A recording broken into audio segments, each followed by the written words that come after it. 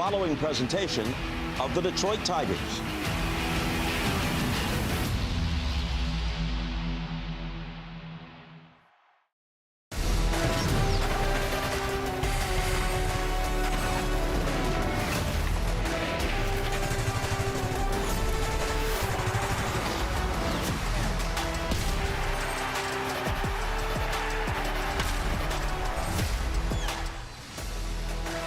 Late Sunday in Baltimore, a Tigers tag team of arms got the team back in the win column. Troy Melton was great in his 2026 debut, then put in Tyler Holton, and the left-hander found his way through a little bit of trouble, and then Drew Anderson closed the deal with 2 clean innings, and the Tigers were back with a W. 4-1 the final score at Camden Yards. And Tigers baseball, as always, is brought to you by Bet365. The gentleman who you're seeing right there is with us. Drew Anderson joins us, Jason Benetti, Andy Dirks.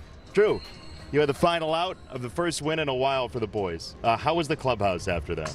Clubhouse was exciting. You know, we did a little beer shower too. It was fun. It was a good time. It was a really good time. How badly did you guys need that? We needed it. We needed like a little boost of energy, and I think that last win coming home, the last win always makes the plane rides a little bit more fun. I mean, you kind of know that, but yeah, the last one is more fun than if you just win the first one. How's the refined stuff? You came over from the KBO. You come back into Major League Baseball. It's got to be a thrill, first of all. But the stuff is really playing well back stateside. What did you work on in the KBO? What were things that you thought, man, my game's going to translate when I get back into the MLB? Throwing strikes helps out a lot. The fastball has always been a good weapon for me, and the curveball. But that kick change that I started throwing over there kind of, elevated everything. So I used to just throw just a standard, just 2-seam changeup. That was like good, but not what it is right now. And against the Orioles, you put that on display in that outing. We're going to take a look at some of it here on the screen, Drew. Take us through, first of all, just your stuff in general, and then we'll get to that Blaze Alexander at bat, the final of 3 straight strikeouts. Okay.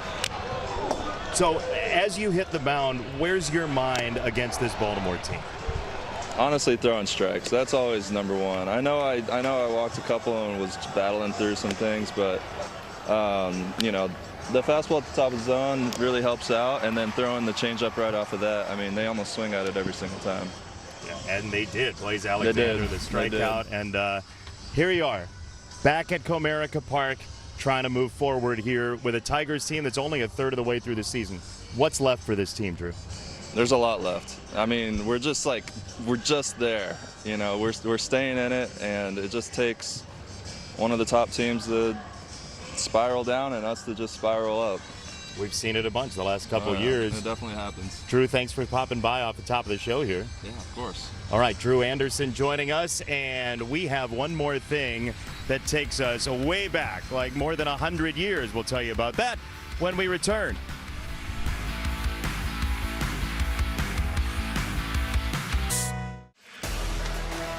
Tigers baseball on Detroit Sportsnet is brought to you by Bet365, where winning is everything. By McDonald's of Michigan, grab a $6 McDouble meal today. By Rally House Michigan, it's your city, it's your house, it's the Rally House. And by Steel, find your local Steel dealer at steelusa.com. Some of the big names in both uniforms in the extra base hit department. You saw Albert Pujols. There is Mr. October. Reggie Jackson, an angel, not only in his baseball career, but also in Naked Gun. Our one more thing is most career extra base hits playing for either the Tigers or the Angels. On this day, back in 1925, Ty Cobb had his 1,000th extra base hit as a Tiger at Old Comiskey Park. Albert Pujols has the biggest number. This is playing for the Tigers or Angels. A lot of those came with the St. Louis Cardinals. And you notice a lot of fan favorites. If you can slug the ball, the people love you. All these guys hit the ball a long ways. I stood next to Miguel Cabrera for quite a while. Usually those guys are pretty strong and big in stature. And he was, I assume, is what you're saying? Yes, he was big. His arms were bigger than my quads. I think he's a very strong human. I want to see a picture of him in black and white, see if he looks as fearsome as Ty Cobb does there. Stone eyes. First pitch coming your way. Jack Kohanowitz, Kader Montero. Tigers and Angels, game one after this. B. Tigers baseball is presented by Figer Law. After a rain-drenched road trip to Baltimore, it's nice to be back at Comerica Park on a windy day. Weighted runs created plus has this at 125. League average weather is 100. It's at 125 tonight. 71 degrees.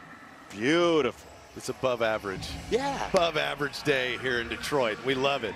We've earned it. Everybody in Michigan, the state of Michigan, has earned today. After the cold, the miserable, it's beautiful. Finally. Kader Montero on the hill. Tigers starting pitcher presented by Wallside Windows. He's been one of the best in the rotation for this team this year. You see the strike rate. He pounds the strike zone. The fastball always plays. The changeup's been improved. The breaking pitches are nice, and his competitiveness on the mound. He's got great mound presence. He'll go right at hitters. And he's going to face this starting lineup for the Angels. They're 10th in home runs, but 21st in slugging. The strikeouts have been a thing at points, but Mike Trout is rejuvenated. 149 weighted runs created plus. That's a big number. Wade Meckler looks like a Hall of Famer through 8 plate appearances, the Southern California native. And then Donovan Walton doesn't look like a Hall of Famer through 8 plate appearances. Sorry, Donovan, it's 8 plate appearances. It's a coin flip. You don't deserve that. Sometimes you do good in your first 8, sometimes you don't. It'll happen. Here we go. Angels have won 3 in a row. They're trying to win 4 straight after a sweep of the Rangers. They were one of the last teams in baseball to sweep a series. They just finished it off on Sunday, and away we go. Ball 1 to a very talented young shortstop, the 25-year-old Zach Neto. 10 home runs this year for Neto. 10 of the 63 for the Angels this year, and this is a pop-up. Spencer Torkelson says he's got it. He claims it. There's one away. And time now for the Tigers defense. Dirks presented by Marygrove Awnings. Green in left, Vierling center, Perez in right. McGonigal, McKinstry, Workman playing second base. We've seen him over at third a little second. Torkelson at first, and Dingler's got the plate. I haven't seen McKinstry much at shortstop this year in a starting role. So nice to see Zach move over there. As Mike Trout stands in, a 3-time MVP, and really the player of the 2010s in Major League Baseball, who has recaptured some of that glory this year. Yeah, the power department's there. He's got 13 bombs, getting on base. He's still a tremendous athlete at 34 years old, but you will not see the stolen base numbers, things that he was known for in his 20s. Just the explosiveness of the player. Still a lot of productivity in the bat. Yeah, and he is 5 for 5 in stolen bases. But to your point, I mean, he had 49 steals his second year in Major League Baseball. Across the board, the Angels aren't a huge base stealing team. Neto will grab some bags. He's a 20-a-year kind of guy. But up and down, not a lot of. It's a team that doesn't run a ton. Yeah, rather stationary. 2 teams, especially in the base stealing department. Tigers do take some extra bases on first to third situations, but you could use more of it, honestly, for both of these teams who have struggled in the win column. And Kurt Suzuki, first-year manager, Hawaiian-born catcher with the Angels. 2-2 coming. And Trout breaks his bat and rolls to short. There's McKinstry, and there's out number 2.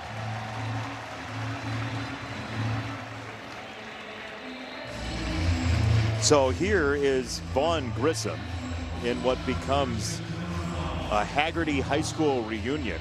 Oviedo, Florida is very interested in tonight's festivities with good friends Vaughn Grissom and Riley Green out of the same high school.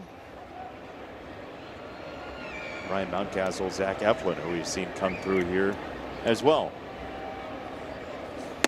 First pitch, it's ball 1. Johnny Kane, what do you got on Oviedo? Well, this isn't obviously the first time that Riley and Vaughn we facing off against one another. First time he's with the Angels here, but he says, I probably see Vaughn more than anybody else in the offseason. They only live like 2 minutes away from each other. But he said they both played in the Babe Ruth, the Oviedo Babe Ruth like camp the one year, the Little League. And he said, there was the one year that Vaughn lost his mom, and And so, like, he comes up to Riley. He's like, I can't find my mom. And he said, and then somehow the two of us, we found her. That was his story. He's like, it's a really funny story. I was like, is it? So, like, he just had no idea where she was. Yeah, exactly. So she was living. Yeah, yeah. Okay. I mean, yeah. And then they found her. Yeah. Well, one of those things, you know, you go to a big tournament like that, you know, Oviedo, Babe Ruth, whatever, and it's like, hey, you know, don't lose me. And then it's like, hey, I can't find my parents. Right, and then Riley Green came to the rescue. Yeah, if you get lost, either meet up at the lamppost down the you. street or find number 31. Exactly. I see. That's it. If all else fails, find 31. That's right. That's right. 2-2 is a ground ball to short. Zach McKinstry for out number 3. Andy Dirks clarifier to the Stars. We're scoreless through a half inning.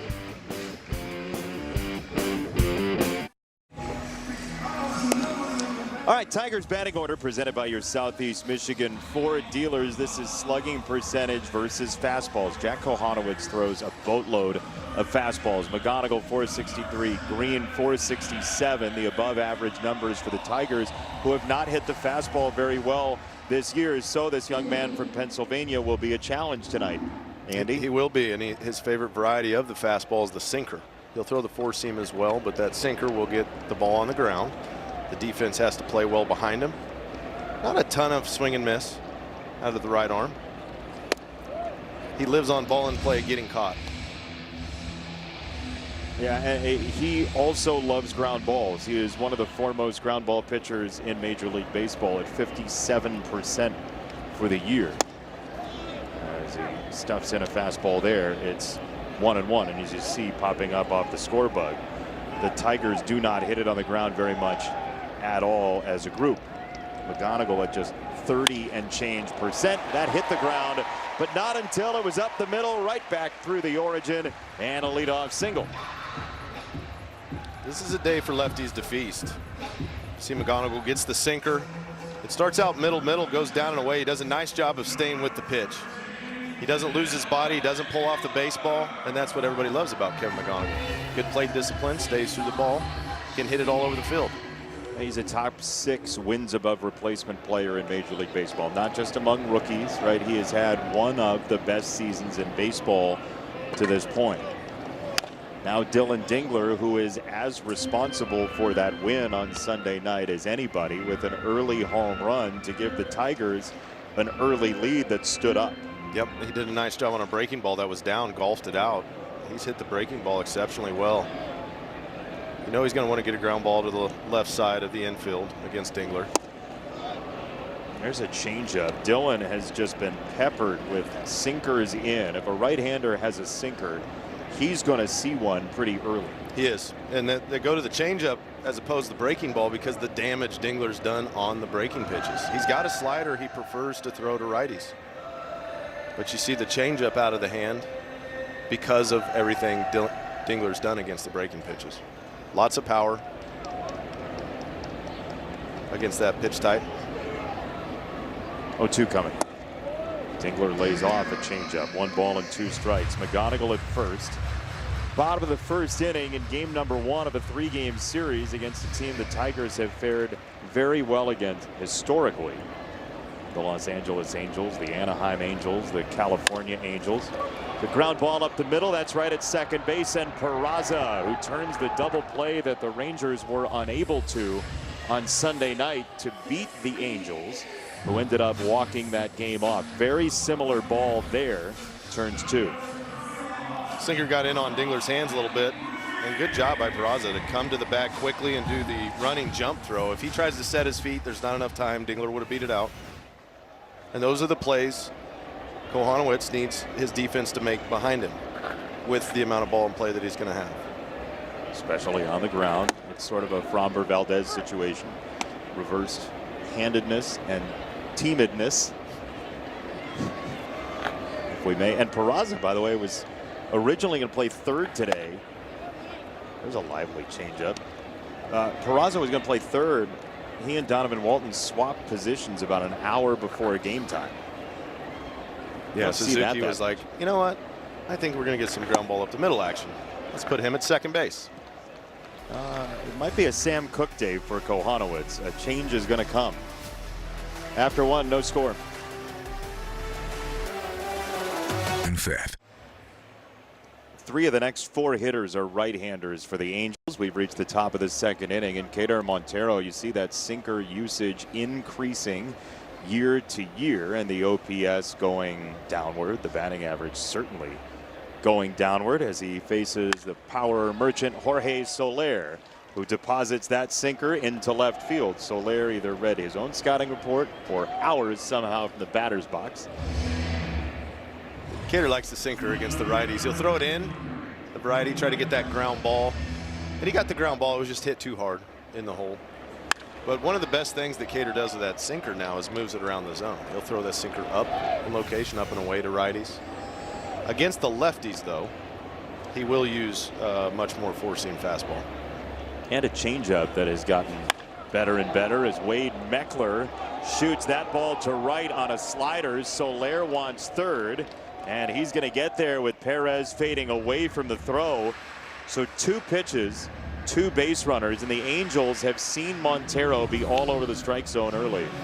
That's the scouting report on Montero. He's going to be in the zone, so hitters are ready to be aggressive right out the gate. Slider stays up a little bit.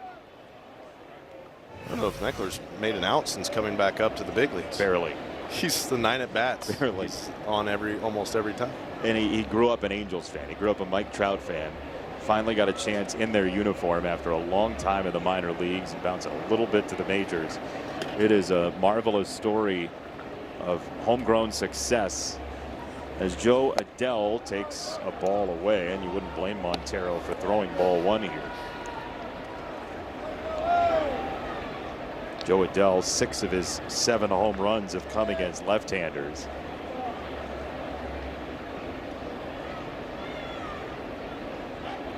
His WRC plus, weighted runs created plus, 62 against righties, 152 against lefties. He is a problem late in games when he's protected to get a chance to face a left-handed pitcher.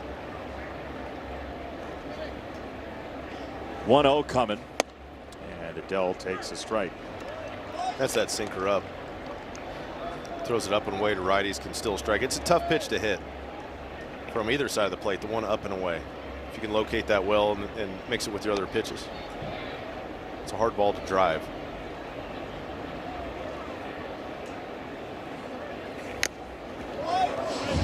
Four-seamer up, 1-2 on Adele, who had that game earlier this year with not 1, not 2, but 3 home run robberies. Yeah, that was iconic. That was an epic game for an outfielder. It's one thing to see 1. 2, you'd be like, wow, this is nuts. 3 is completely bananas. It's totally ludicrous. And the last one, he ended up standing in the right field seats because they got that short wall. You played there. That short wall in right field. And he ended up just turning into like a trophy for a fan who he met the next day after taking the picture with the fan who took the picture of him that went viral. 2-2. Swing and a miss. Good tight slider that danced away from Adele. That's the one that Keiter, when he throws it, it's the strikeout pitch. Starts on the plate away, good downward movement. And he knows Adele's got swing and miss in the bat, so he gets ahead with the fastball. Then right back at it. That's a big out with a runner at third and nobody out.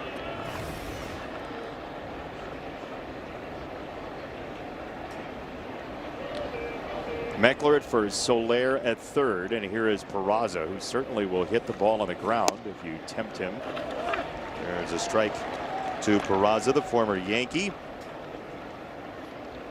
who was at the plate when they got the game winner on Sunday.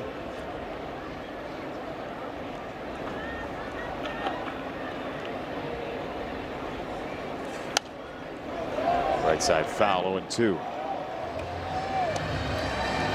You like that fastball up, breaking ball away combo, change up down.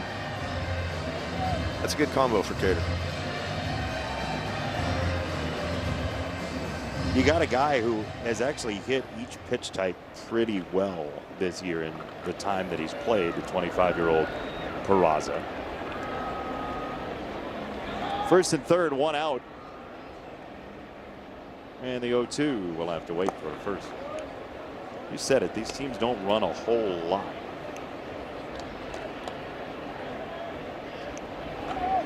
Eckler at first is still looking for his first stolen base.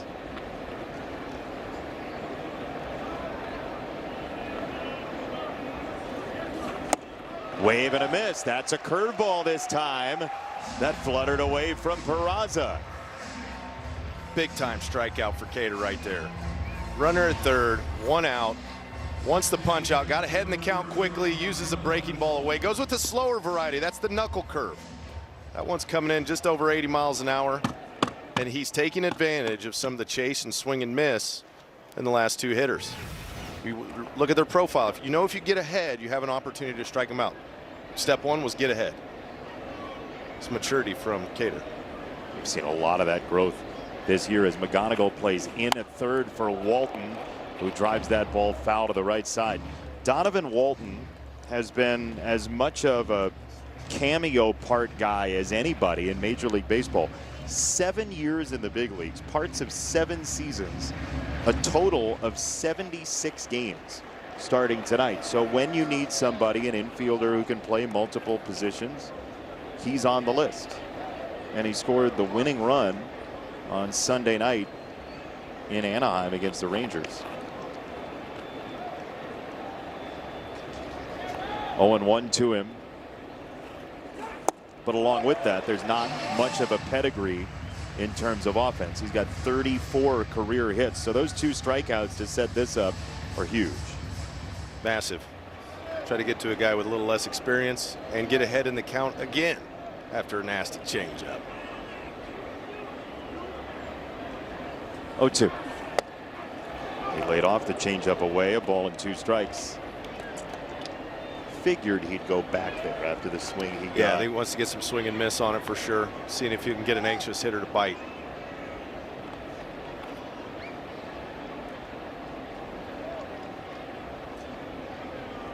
One, 2 coming. That is a tough take.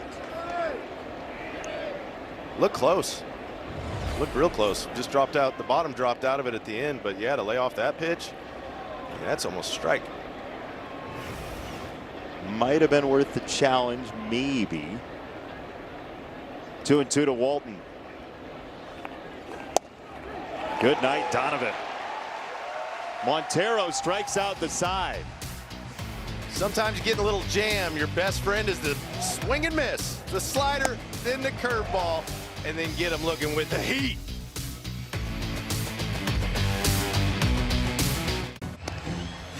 If the Tigers score 3 or more runs in this game, you can visit a participating Arby's location tomorrow and receive a free small order of curly fries. Did you see what I texted you this morning on social media about Arby's? Yeah, that was great. They got a new item. It's called the quarter-pound pulled pork bowl. Yeah, they do. And it looks like it's overflowing with Andy Dirk's goodness. It's so good. I'm excited to go try it out. And then I want to put some of those curly fries, just sprinkle them on top of there. So you got your meat, you got your potato. What else you need? Big bowl of stuff. There's ball 1 to Colt Keith. It's Keith, Torkelson, McKinstry against Kohanowitz here in the second.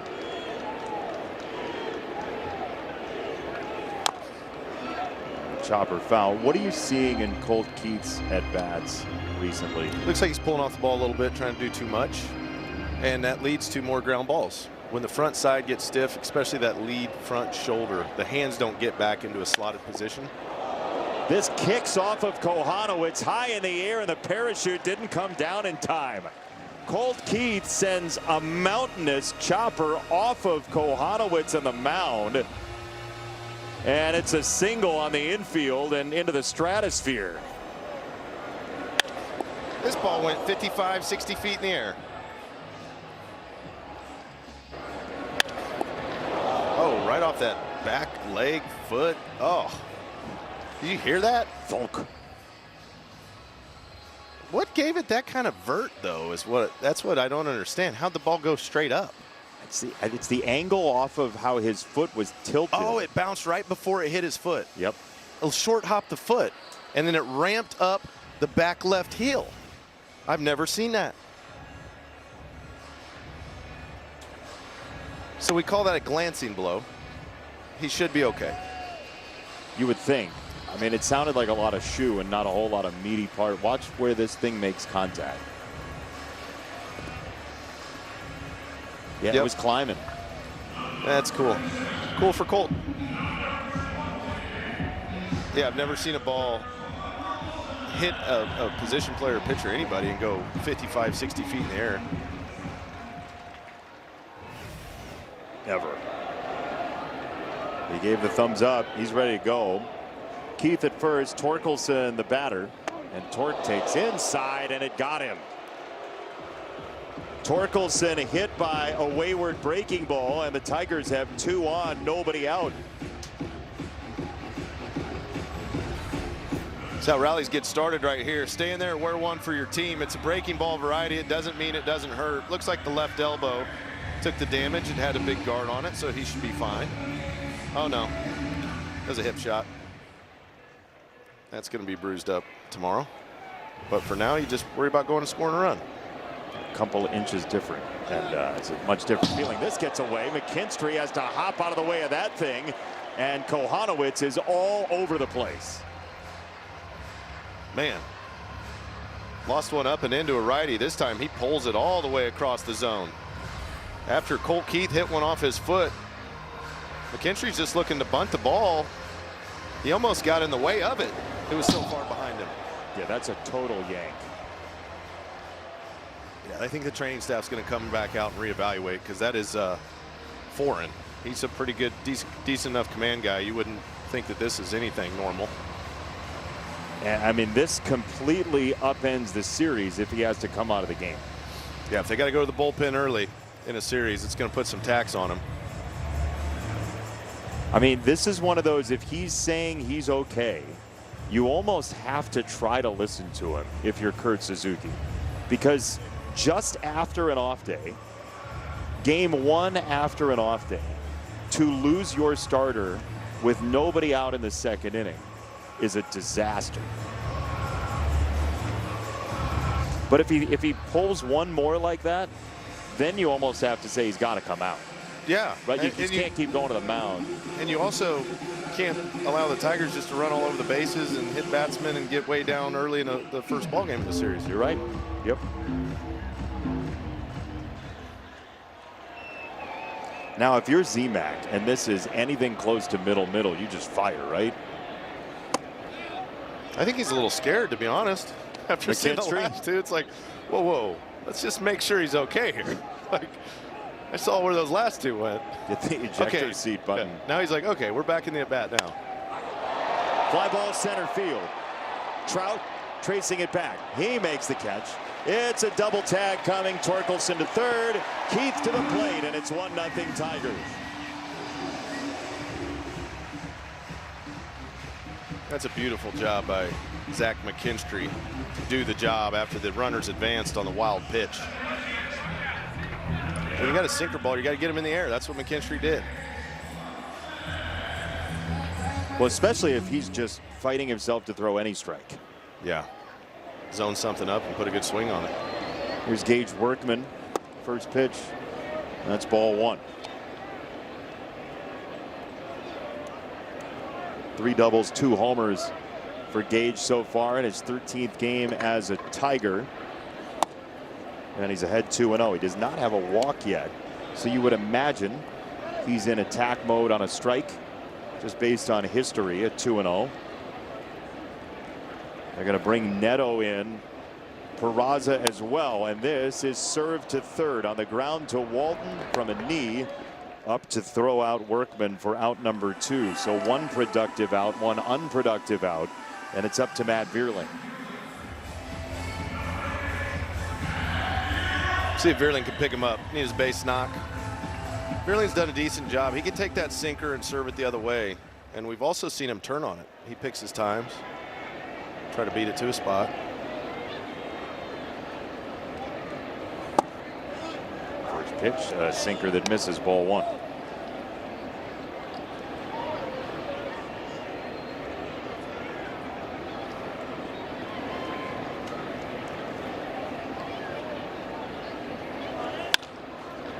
To shortstop Neto.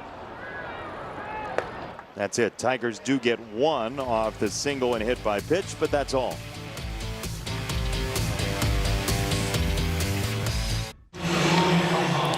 Memberships for the 2026 season are still available. You can become a 1901 Society member for less total games at a lesser price than a full season. Commit to just 18 games and you'll unlock the best perks like price, location, exclusive member events, priority access to postseason tickets, and more. Visit Tigers.com/2026 to start your membership journey today. And it's been a journey. It has been a journey this year. There have been a number of teams on pretty wild journeys. If you thought the Tigers were multiple personality this year, and they have been for the last 2+ seasons, as there's a ground ball left side, that's through. It's a base hit for O'Hoppe, who's back in the lineup today. The Chicago Cubs have had 2 10-game win streaks this year, and tonight they are trailing the Pirates 5-1 in the second inning. This would be a 10-game losing streak for the Cubs. They'd be the first team since 1987's Milwaukee Brewers with a 10-game win streak and a 10-game losing streak in the first 55 games.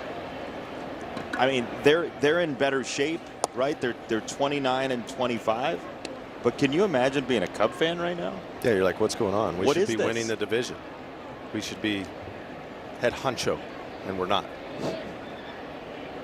Is that how you say honcho in real life? Honcho. It was more aggressive. Well, that's the fan. The fan would say it in an aggressive tone. I see. You know. You were simulating the fan honcho If I was, usage. I put myself into being a Cubs fan, and then I got real grossed out for a half second. And Yeah, I could came see back it. to normalcy. It's one of those where, like, somebody brings out a dessert plate, and another person just licks one of the brownies. 2-0 on Neto. O'Hoppe at first. And Neto takes ball 3. Zach Neto, who Mike Trout has dubbed Professor Chaos, South Park fan, looks a little bit like Butters' alternate character on South Park, Professor Chaos. 3-0, and Neto takes ball 4, and the hope is that this does not become chaos. Chevy's strongest player is Mike Trout, who gave Neto that nickname. This wins above replacement by decade, and so you're talking about the best player in each decade. Ty Cobb, even before that 1,000th extra base hit in the 1910s. But Mike Trout, and A.J. Hinch mentioned this in his press conference before the game. He said, I just hope the younger generation realizes how great Mike Trout was in his heyday. Yeah, he was an amazing player. Did everything. Defensively, offensively, ran like a deer. Super strong. His swing was is still short and compact. And it's not the prettiest swing you'll ever see, but the damage that he was doing in those years, it's like if you throw him a strike, it's going to get hit hard. First one to him here from Montero is a slider, ball 1. The question that has been brought back is, you know, when he's playing center field, is he not just a better player? And he seems more comfortable when he's not just an everyday DH. Even though at 34 there's some wear and tear, but it feels like he is just a more complete player for himself when he plays the field. Yeah, I think so. I think it's a pride thing too. And you're in the game. You really feel like you're contributing to all elements. Every single pitch, there's a lot of concentration and focus. Ground ball foul, 2 balls and a strike. I mean, he's one of those guys that in every situation he's been good. But with runners on, he can add to a rally with the best of them. He gets walked a lot in these spots. Yeah. And he's smart. He's been around the block. He knows what he's doing. He knows the pressure's on him, so he's going to wait for a pitch that he likes out over the plate, and he's going to put a good swing on it. He'll watch that curveball dive. It's 3 balls and a strike. That pitch is exactly what you're talking about. That's it. He's not going to chase. He knows the moment. He knows in a 2-1 count. Similar to Neto in a 2-0 count. They tried the same breaking ball. Those guys both have a little experience. 3-1. Oh boy. That's no fun for anybody. It's off at Dingler, 3-2. Just snuck that one over the barrel. Trout took a Mammo hack and it squared Dingler up. That was about as square as it gets back there. Mammo hack? Mammoth. Mammo it's a baseball terminology amongst the guys. I've never heard you use it in 3 years. Yeah. Well, we're talking about, you know, this era of the Trout era. 3-2 is a slider for strike 3. Montero made him bid at a breaking ball. It was too close to take. Take a look at this at bat. Montero starts him with a slider. He ends up getting behind in the count, and you think, uh-oh. But nice sinker in, well executed. He lays off the tough breaking ball down, just misses a sinker, and then throws that high slider. A pitch that hitters hate. It never comes down. Ball 1 to Grissom. So Montero has his 4th strikeout here, and you see the numbers on that slider. It's our Call Sam best call. The numbers are much improved. They are. And it's a lot of its location and usage. He's using the sinker a lot more that keeps the righties off of his slider. And the curveball helps too. Slower version of the breaking ball. 1-1 to Grissom. But if you never establish the sinker, then you don't have to, the hitters aren't worried about the fastball as much being his go-to weapon. Then they start setting spin more often. There's a fastball. Reset the pallet. 1 ball and 2 strikes. These last couple innings, and we don't know if he's going to get out of it here in the 3rd, but you can see the maturity of Montero on full display. Not pressing in the big moment. Just knows he has to throw quality pitches.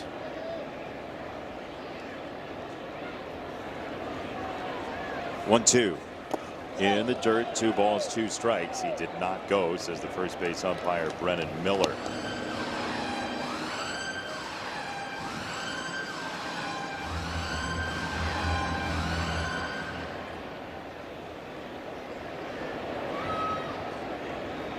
Two and 2 on Grissom.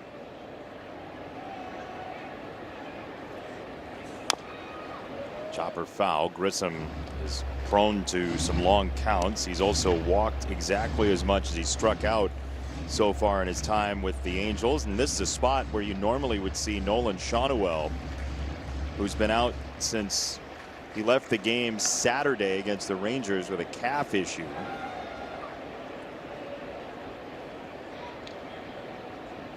Two and 2. Grissom up the middle and a base hit. Hoppy is on his way home, and here comes the second one. Neto is there. Grissom to second base. The Angels take advantage with some extra bases and a 2-1 lead. Nice job by the Angels right here. It's a base hit up the middle. It's going to be first to third. Vierling shadowed to right center field.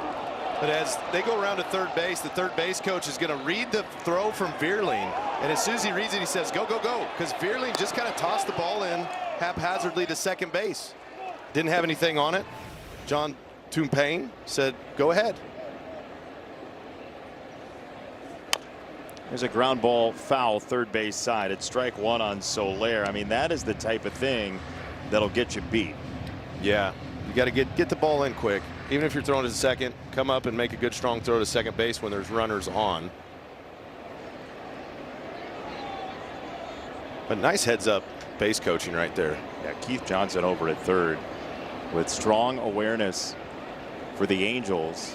And you saw even that was something of a late-ish send, but he waited to read. You saw he gets real close and he just said, go, go, go, is what I'd imagine as he's rounding third. He wasn't big arm motion waving. No, didn't want to make a scene of it. To give he was just watching Vierling. 1-1. That's outside. It's 2 balls and a strike.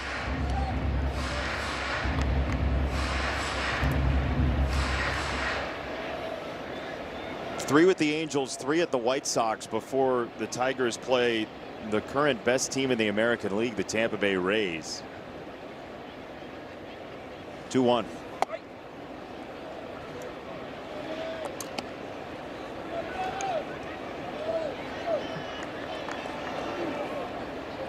This will be pitch number 50 for Montero, who's only walked 1. He struck out 4. Grissom at second. Soler, the former World Series MVP, lines this right at shortstop for round number 2. McKinstry makes a catch. Back to the play with the 2 runs scored for the Angels. It's a routine base hit up the middle, and Vierling comes in, and he just kind of running, tosses the ball into second base on a couple hops.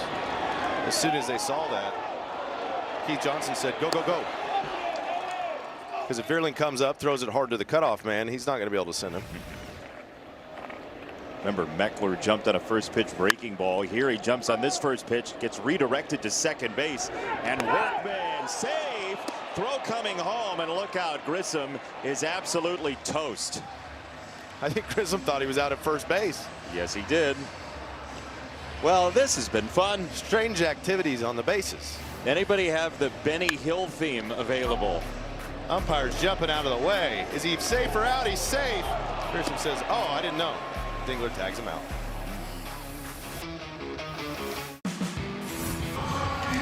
Stream the Tigers game live with a subscription to your new home for Detroit sports. It's Detroit Sportsnet, presented by Bet365.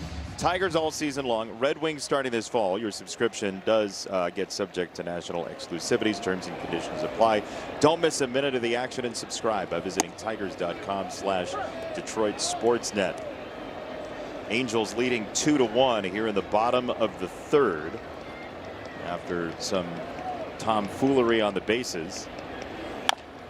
There's a ground ball to first, and there's out number 1. Grissom takes it to the bag. Time for our Blue Moon bright spot. We mentioned Jack Kohanowitz and his fastball that he's armed with. Kevin McGonigal has hit fastballs generally well. 40 hits against the fastball, 3rd most in Major League Baseball. He's quick in the zone. He's also done well on off-speed and breaking pitches for himself. Yeah, so slugging wise, 463 on the fastball is the biggest number. Yeah. He takes a strike from Kohanowitz, a couple of Pennsylvania guys. It's ball 1, Johnny Kane.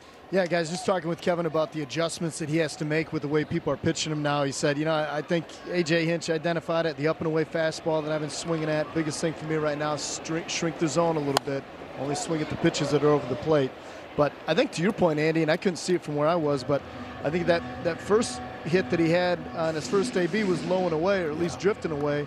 But he said, those are the ones I can't be rolling over or flying out. Just stick with the ones that are over the plate. Yep. You know, they've been hammered. There's a ball that's hammered. McGonigal, right field. That's down. He'll take a single as Adele gets to it quickly. 2 for 2 for Kevin. There you go, Johnny. He got the fastball. He hit that in the first at bat, and this ball is more down in the zone as well. That's a change-up variety. Stays on it. You see how short and compact his swing is, and it still has a lot of power. It's quick through the zone. He gets his length from the tilt in the bat in his load. The Angels threw him 3 pitches in just about the same spot in a row to end that at bat as Dingler takes high.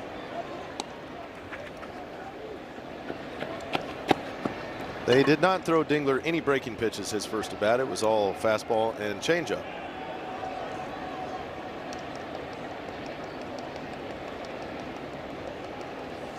On 1-0, he gets another fastball. 1-1 to Dingler, who bounced into that 4-3 double play in the first.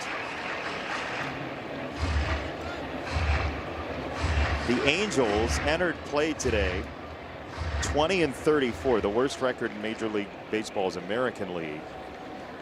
A half game better than the Rockies in all of baseball, but they are just 7 back in an AL West that is ultimately very gettable. The A's are 500, 27 up, 27 down. The Rangers got no hit yesterday by a cavalcade of Astros. The Mariners lost 2 of 3 to the Royals. The Astros are kind of that team that the Tigers would like to emulate to try to crawl out of their early tough position. Yeah. Houston now is extremely viable at 24-31 in that division. A lot of swings so far early in the year across Major League Baseball. For the most part, the American League's the one that's suffering the most, and then you see the NL West and you go, oh. Yeah, sorry about it. Strike 3, 2 down. Here's a message from Tiger Law for you. At Figer Law, every case is personal to us, and we won't stop until we bring home the win. Figer Law, all we do is win.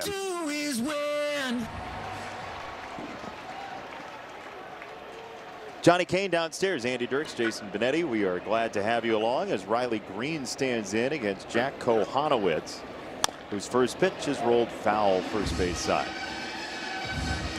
Kohanowitz has loved that changeup so far today. He throws a lot of them. It's one of his better pitches. But he's used that to both righties and lefties early on in this ball game with some effectiveness. McGonigal got a hit on it. Sinker. But we have not seen many sliders, not many four seams. Two-pitch guy right now.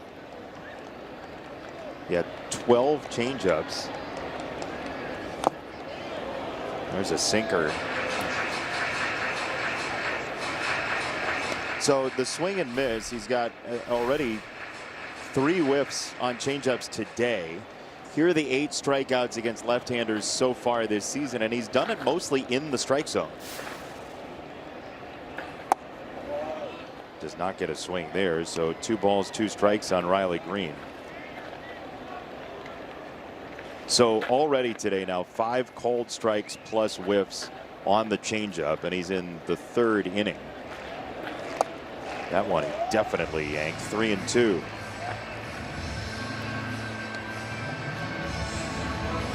All right, now do you wipe that pitch away? Like, if he's not going to have the feel for it? Yeah, you're going to look for a ball up. Anytime it's a sinker ball or changeup guy, get it up a little bit and make a pass at it. If it's up, if it's down around the kneecaps, let it go. 3-2. That's tipped into the glove of O'Hoppe. Strike 3, and the inning's over. Starts down, stays down, is the old saying. Out of hand, it's low, and it gets even lower.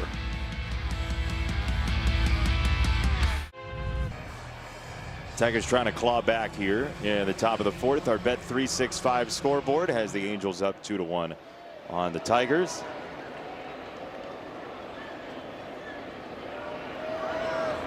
Joe Adell will lead off, and a first pitch that he slugs to left field. Green is back at the track, at the wall. It is out of here. 8th home run for Adell, who sets fire to a first pitch. That's where most of the damage has been done against Cater as far as contact with the baseball. Early in the count, first couple pitches. Adell sees the breaking ball out of hand. Lets it come to him a little bit. Nice swing. And then you get to touch them all. That was about perfect trajectory if you're going to hit a homer off a breaking ball. Here's a guy who for a while was part of the evidence, Joe Adell, of what happens maybe when you bring somebody up too soon and you bounce them back from the majors to AAA and the majors to AAA. Just offensively, he had never had that breakout season that the Angels had hoped for when they drafted him 10th overall in 2017. But last year, with 37 home runs, 20 of them the year before, he had found that power stroke, because that's a strike called on Peraza. But he found that power stroke, and he has built on it enough this year to say, you know what? He's a stalwart in this lineup. They trust him in a major way in the outfield. And if you're going to put up 57 home runs in 2 years, that will draw the attention of Major League Baseball. Yep. A lot of guys, it's tough. It's a tough developmental phase to go from AAA to major leagues. There's a nice knuckle curve. But it's the consistency of quality stuff that you see. And the fastball is the king of it. From AAA to the big leagues, the fastballs just continue to just bear on you. They're high 90s. And then they have 80-mile-an-hour knuckle curves to go with that same fastball. But, I mean, when you talk about cautionary tales, right? His first year in AAA was 2019. Then each of the 3 years after that, he was in AAA for at least some period of time. Well, because he couldn't hit the fastball consistently. Straight away center field. Vierling chasing, still going. Vierling at the track. That bounces. He reaches up to snare it and keep that a double. And Donovan Walton has an extra base hit, his first hit as an Angel. They're not keeping the bat on the shoulder long in some of these at bats. You see a breaking ball starts up and away. Ball just puts a smooth stroke on it. And that ball traveled a long ways. I didn't think he hit it that good. He backspun it. But it's the fastball, Jay. That's like you see McGonigal's success. What has he done really well against early on? The fastball. Then he adjusts to the other pitch types. That's right. And when you look across Major League Baseball, generally the teams that hit the fastball for damage do better. Look at it. Top 10 teams in win percentage are the best group at hitting the fastball. That's it. The game hasn't changed. Fastball is still king. As much spin as you can put in the league. Still got to get outs on the fastball. That is great research by our pal Austin Drake. This into right field is a catch for Wencel Perez and no advancement from Walton. And the Tigers last year, their big improvement offensively was hitting the fastball, and this year they've struggled against it. And there you have it. It's a league built off. Whenever you see the guys come up for the minor leagues, and people are like, I don't know why they're struggling. Look how they do against the fastball first. And generally speaking, they just don't compete well against it, that pitch type. Because it's tough. These are mid-90s every day, mid to upper 90s fastballs. They're up in the zone. It's tough to be consistent on that pitch. You got to have the right type of swing. It's got to be short, quick to the zone. And when your swing's built for launching, yeah, if you throw an 85-mile-an-hour breaking ball, you can launch that pitch. But if a guy throws you a 98-mile-an-hour four-seam up and away that's in the zone, can you compete against that pitch? Well, sure, but we also have seen what sort of chain reaction a bunch of home runs can set off. Right? If you can hit the fastball for 4 bases, you're probably going to be a better offensive team while you're at it. So while everybody else is chipping away and bunting somebody over to third to scratch over a run, you hit a 3-run homer and you're like, objects in the mirror are closer than they appear. Wrong. That's right. 1-1 to Neto. Top of the card sees Montero for the 3rd time. And Neto lines this to left field. That's a fair ball. It traces the paint all the way into the corner.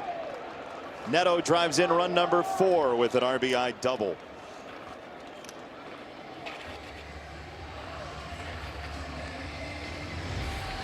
So you see another breaking ball out of Cater's right hand. That one just hung. Stayed up in the zone. Neto does a nice job of staying with the pitch. Doesn't give up on it out of the hand. But that's 3 breaking balls that have got hit hard this inning, Jay. Yeah, and here's the problem, Andy. In the last 19 games, the Tigers have scored more than 4 runs once. So you're in a 4-1 deficit, and you don't blame anybody sitting and watching saying, I wonder if they can get there. Because that's just been how this stretch has gone. The one time was the 6-3 win in Kansas City on that Sunday night when Gage Workman hit the home run. 3-run homer. Yeah, I mean, we haven't seen a lot of that. 1-0. But what's fun about baseball? Yeah, you never know. You never know. And this team, more than any in Major League Baseball in the last 2.5 years, has played you never know like a never-ending chorus. 1-1. Oh boy. But it means they're going to have to put quality at bats on Kahanowitz, like immediately. Yeah. You know, you can't hit weak ground balls. You got to get quality at bats rolling. But first, you get Mike Trout out. You got to deal with this guy. 3 extra base hits in the inning. And that's fouled away. That was a slider that he had his eyes light up neon for. He's losing that slider up a little bit right now, and that's dangerous. Those are the balls that hitters love to take swings at.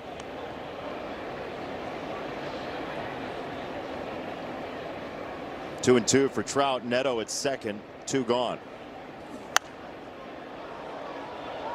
Popped up, foul ground, first base side. Torkelson ranging over, and he does not have enough room.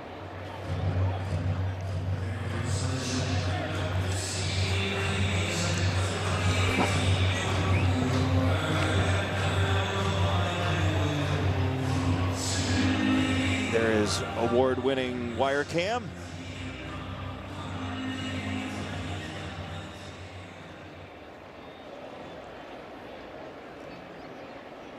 Best wire cam in the league right there. By far. Notably great. 2-2. Swing and a miss. Fastball got him. There it is. Got him on a slider his last at bat with a punch out. This time he says, you know what? I'm done with this. Here's 97. See if you can hit it. And he couldn't.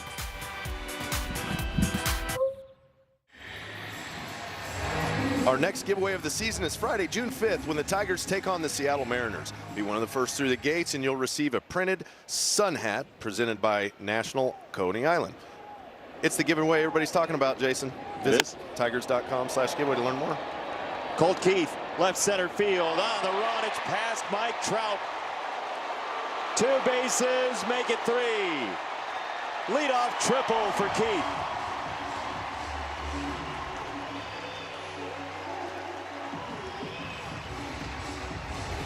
You know what makes giveaways sweeter is when guys hit triples in the opposite center field gap. Try to sneak one by Colt for a strike on the outer half. He goes with the pitch. You see Trout give his best effort. Came up short. 7th career triple for Colt Keith. If you are thinking about next year's spring break vacation destinations and you're looking for a triples haven, Comerica Park should be on your list, dear traveler. It's a place to go for triples. Here's Torque. Ball 1.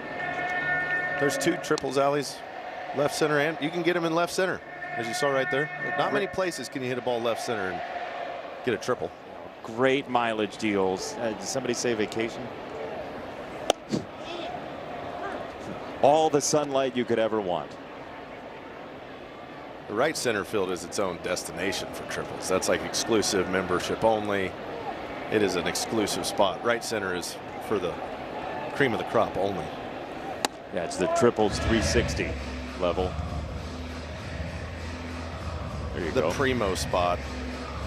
From award-winning wire cam. That's where they bring you food and beverage to your spot wherever you're set up in right center. Just for triples people is what you're saying. You got to be diehard triples. Well, there's so many home run people out there. Everybody is a home run person. Are you a triples person? I love triples. So I'm at Comerica Park right now. Swing and a miss. There's a changeup, 1 away. This changeup has been his most effective pitch, Kohanowitz. Yeah, he's pretty much scrapped the slider even against righties. And he's throwing the changeup. It's got good vert on it. It drops underneath the barrel. See the action on it at 88. Keith just got one up in the zone. So what's the key, Jason? Wait for it up.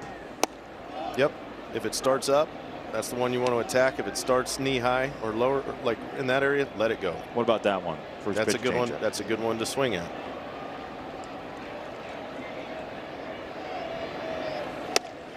It swerves inside a fastball. 1 ball, 1 strike. I mean, you should know you had 7 major league triples. Yeah. Some in the right center field gap here, for sure.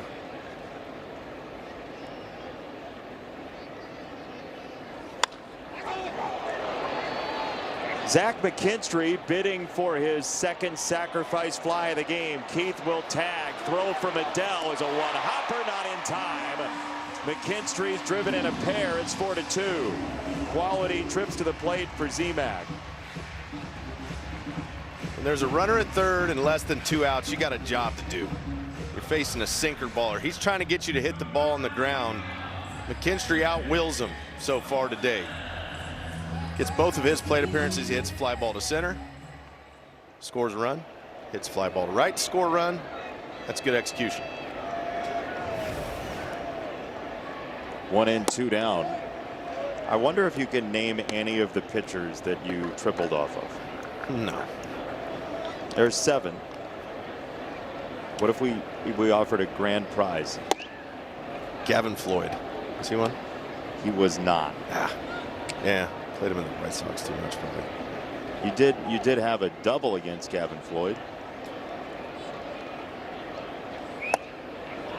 2-1 to Workman. I'll have to think on that. It's been a minute. You got to be able to find one. Just rifle through that memory bank. Yeah. Have a set there for a second. I don't even remember guys I homered off of. Fly ball left field. Meckler on the move. He makes the catch. Tigers do get one off the leadoff triple from Colt Keith. Win. Time to spin the wheel and see who's anointed today's Tiger of the Day for May the 26th. And the answer is Elijah Bumpus Jones, who spent 2 major league seasons and throwing 16 innings pitched, a complete game against the St. Louis Browns. So he's not to be confused with the other Bumpus Jones. And this is where I think my computer's bugged. Do you know why? Because there's more than one Bumpus Jones. Correct. Correct. There shouldn't be multiple Bumpus Joneses. No. So the other Bumpus Jones, I believe that was his given name. But Bumpus Jones, here's a pop-up back of home. Dylan Dingler throws the mask and makes the catch. And there's one away. I did the Starkville podcast with Jason Stark and Doug Glanville. And Bumpus Jones popped up because he was part of a combined no-hitter like the Astros did yesterday. So his name, we spent like 5 minutes on Bumpus Jones on the podcast today. So that is the most ridiculous. I said that to nobody in the truck. How that happened, I have no idea, but I believe in everything holy now. So there's 2 Bumpus Jones. Yeah. This is the other Bumpus Jones. What? The one that was marked down on the bottom of the graphic. Same era? Yeah, same era. That's why my brain was fried when it popped up, because there's no reason that name should have come up twice in one day, let alone ever. So I hope Jason and Doug get word of this. Weird ground ball to shortstop, forcing McKinstry to charge, and not exactly Soler's tallest sprint speed of the season. That was an odd slow motion chase, one of those that they don't even close the 405 for. I think he was looking for his thumb still. He got sawed off there pretty heavily on that ball in. Stung his hands. Couldn't get out of the box well.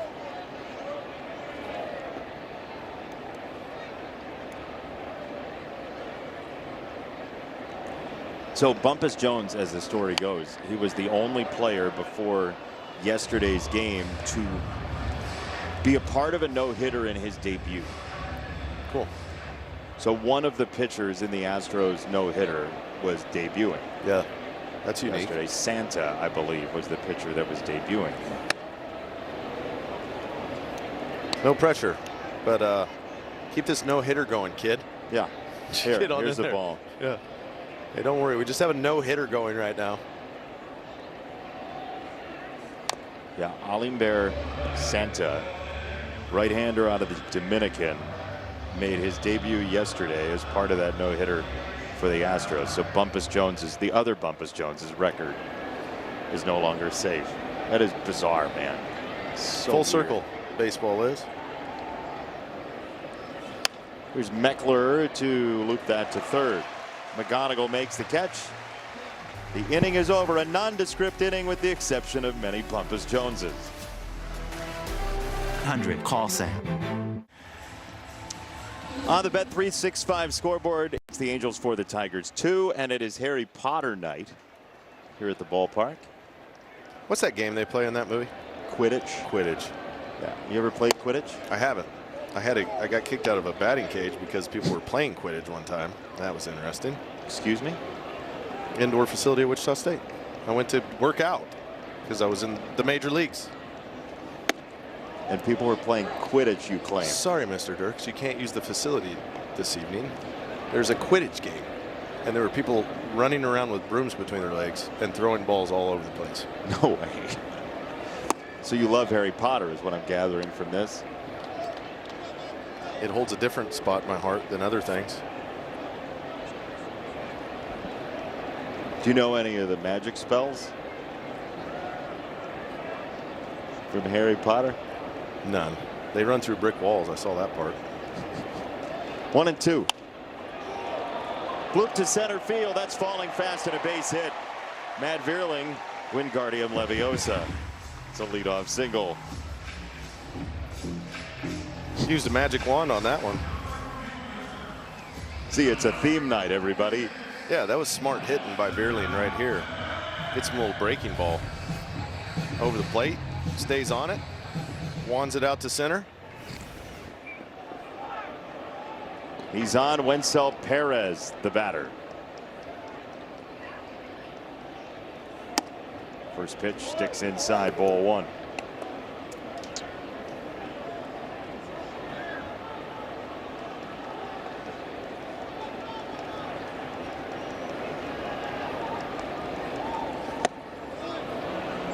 That sinker just keeps on running from Kohanowitz, who has avoided big innings much better this year. He allowed 21 home runs last season, just 5 of them so far this year.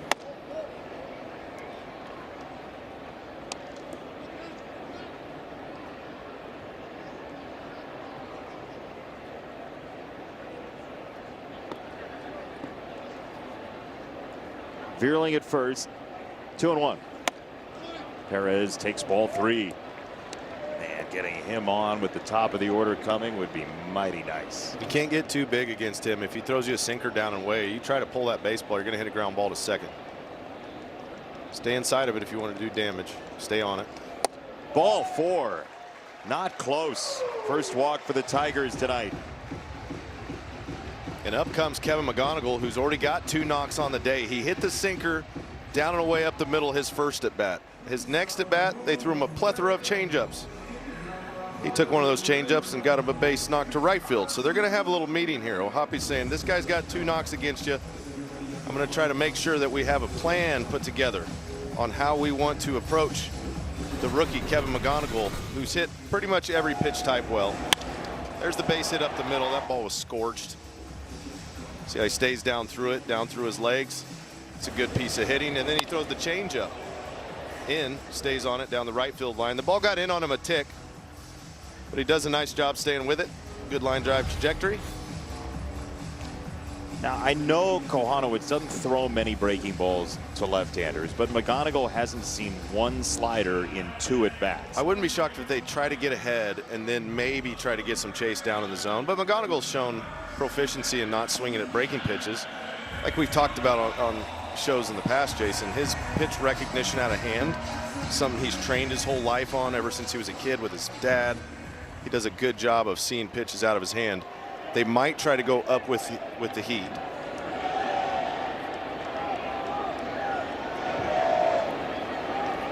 Two on, nobody out. Vierling at second, Perez at first. First one grounded sharply and fair into the right field corner. Whole new ball game.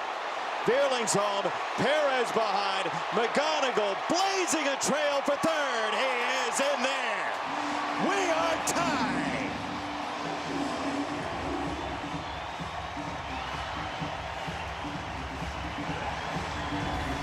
He's the kind of player Detroit needs right now. Step up in the box, get you a 4-seam fastball.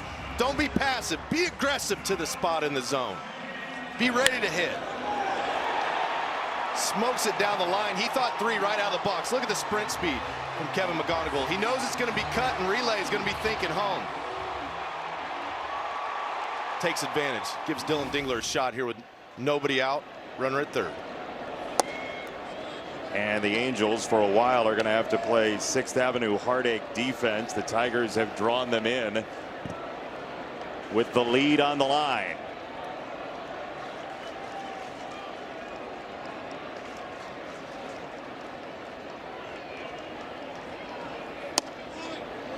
That's a ball, 2-0.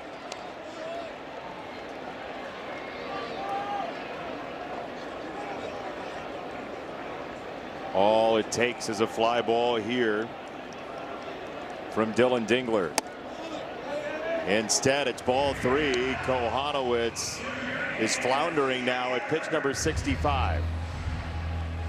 And this is an Angels bullpen that has been something of a sieve, other than the guys who are charged with the 8th or 9th. That is low, and it's a challenge from O'Hoppe, an ABS challenge. Previous pitch called the ball, catcher's Presented by T-Mobile. Looks like it's going to be ball 4. And it is ball 4. Angels lose a challenge. Tigers get a base. Has one challenge remaining. McGonigal, first pitch, attack. Just moments ago. The secret to a triple is how you get out of the box. You see him right away. Good sprint speed. Round the bases well. His angles are on point, and once he decides, no doubt about it, put the head down and go. No hesitation. Never stop. Doesn't overthink it. He just goes out there and plays baseball. The Tigers have bounced Kohanowitz out of the game. This 3rd time through the order has been mighty treacherous. Mitch Ferris was loosening. He comes in with the Tigers having 2 on, nobody out. FuboTV.com. Tigers have got the fans out of their seats here. The little ones are thrilled as the Tigers have come back with 2 in the 5th inning and no end in sight. Our Walside Windows pitching change is the left-hander Mitch Ferris out of Charlotte, North Carolina, by way of Wingate University, and he'll go left on left with Riley Green. He will throw a left-handed changeup to a lefty, and there is a first pitch. That's a fastball, ball 1. He's not a hard thrower. That fastball averages 91, but he can perform surgery with the off-speed stuff. Now Riley Green has hit lefties exceptionally well this year. There's that changeup at 77. This is a tough one to wait on. 77 is about as slow of a changeup as you'll see in Major League Baseball. Riley's really going to have to set his sights to left field to try to stay on that pitch, get it up. O'Hoppe can't keep it in front, so Dylan Dingler takes second base. No reason for McGonigal to chance it, but Dingler got a strong read, and it's 2nd and 3rd. Yeah, when you're going to throw balls that you want hitters to chase at, some of them end up in the dirt. Dingler does a nice job reading it off O'Hoppe's left knee, and as soon as he sees the ball kick away a little bit, he takes off, taking the double play out of order.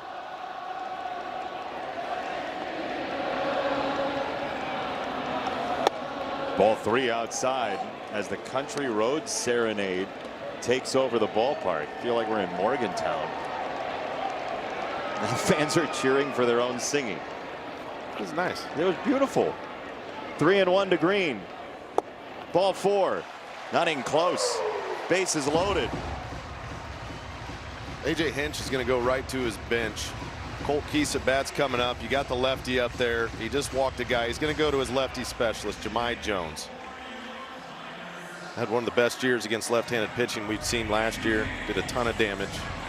This is where you just have to jackpot this game, though. Like, this is what the Tigers did so well early in the year last year and at the end of 24 is pay off this sort of re-raise by A.J. Hinch. Yeah, it's time to go all in. They're setting on pocket aces. Need a big inning. You want one of those innings that just takes pressure off of everybody. Takes pressure off the pitching, takes pressure off the defense, then you can just go out and play baseball. But it's going to take a swing for a big crooked number.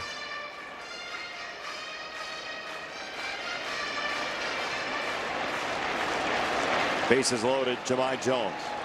McGonigal, Dingler, and Green are on. First one from Ferris. That's ball 1.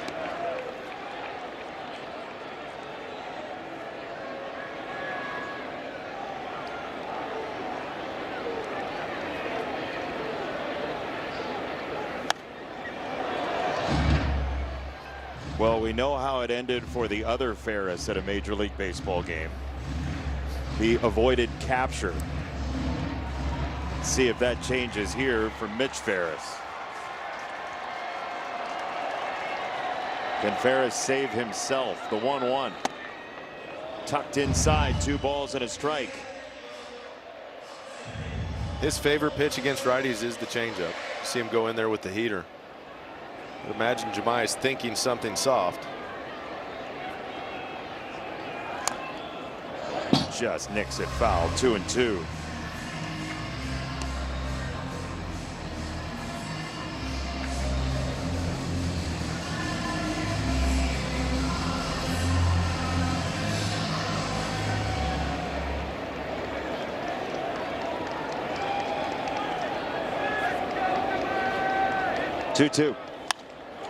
Line drive, right field, base hit. One run is in. Tigers have the lead. Dunkashane, Jahmai Jones.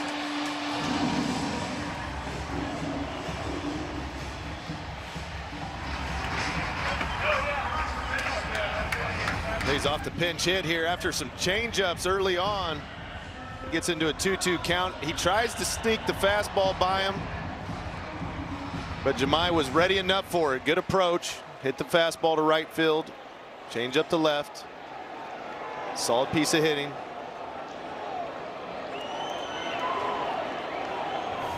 Three runs in. Three runners on. Nobody out. First pitch, swing and a drive. Torque gives it a ride. It is foul.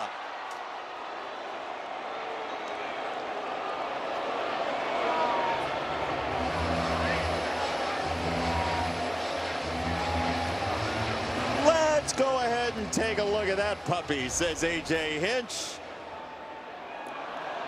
Call on the field is a foul ball. This is the crew chief review for a potential home run. Did it go over the top of the foul pole? It doesn't look as though it did. It is very close. He hit it. It was a moonshot. Hit it a mile high.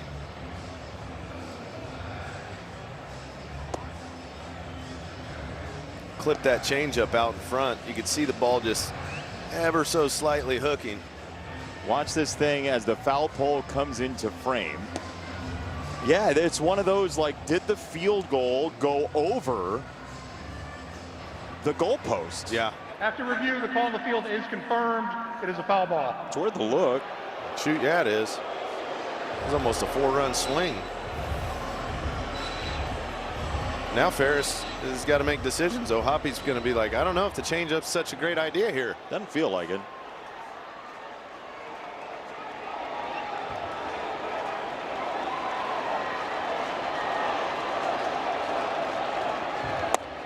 Yeah, that's a fastball. Yeah, he didn't. He's like, nope. We're gonna go fastball in. His changeup is his best pitch to righties. It's got to be down. It's got to be down and out of the zone though. If it stays up, a righty can stay on it. You still got to think right field if you're Torkelson. We'll take another fastball, 2-1. Cage might be rattled a little bit for Ferris. This is where Torque's got to remind himself the pressure's on Ferris, not on you. Take a deep breath, stick with an approach. Inside, ball 3.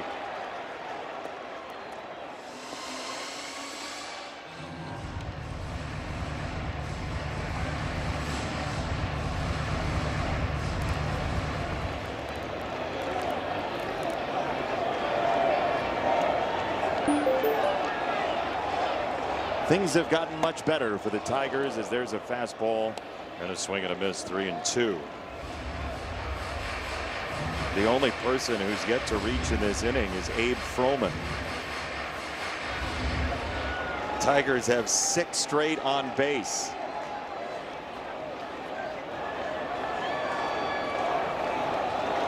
Three and 2 to Torque.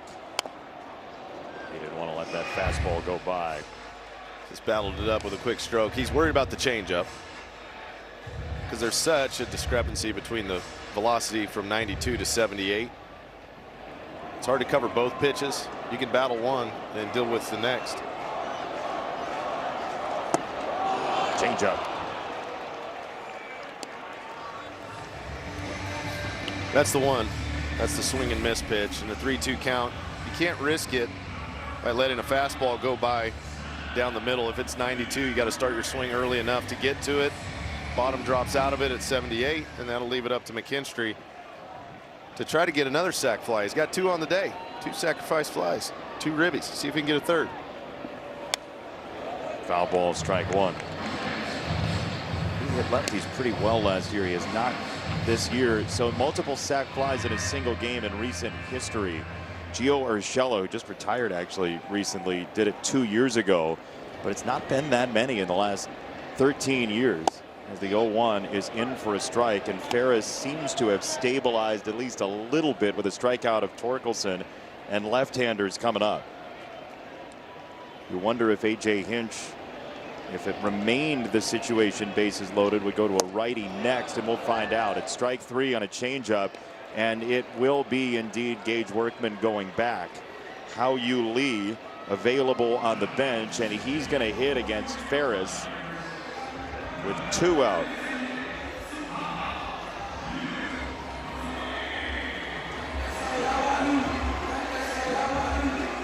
Hao-Yu Lee for a while has known that it's likely Ferris that he's going to face. Hao-Yu Lee likes to hit the ball to right field. It's a favorable matchup for a guy who likes to stay inside the baseball. You're not going to get overpowered by 92. You can stay on the 78. He can hook it down the left field line, stay on the fastball, get a base knock to right field. Either one of those the Tigers would love right now.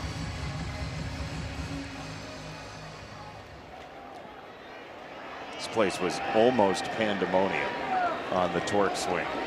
And now can Lee get it back to that fever pitch? First one is off the plate outside, ball 1. 9th batter of the inning. Tigers have 3 runs and 3 runners on.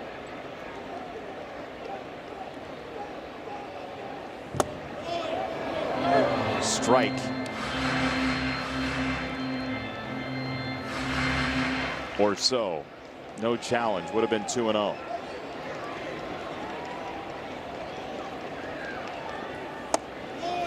Strike. 1-2. That first one would have been an enormous challenge.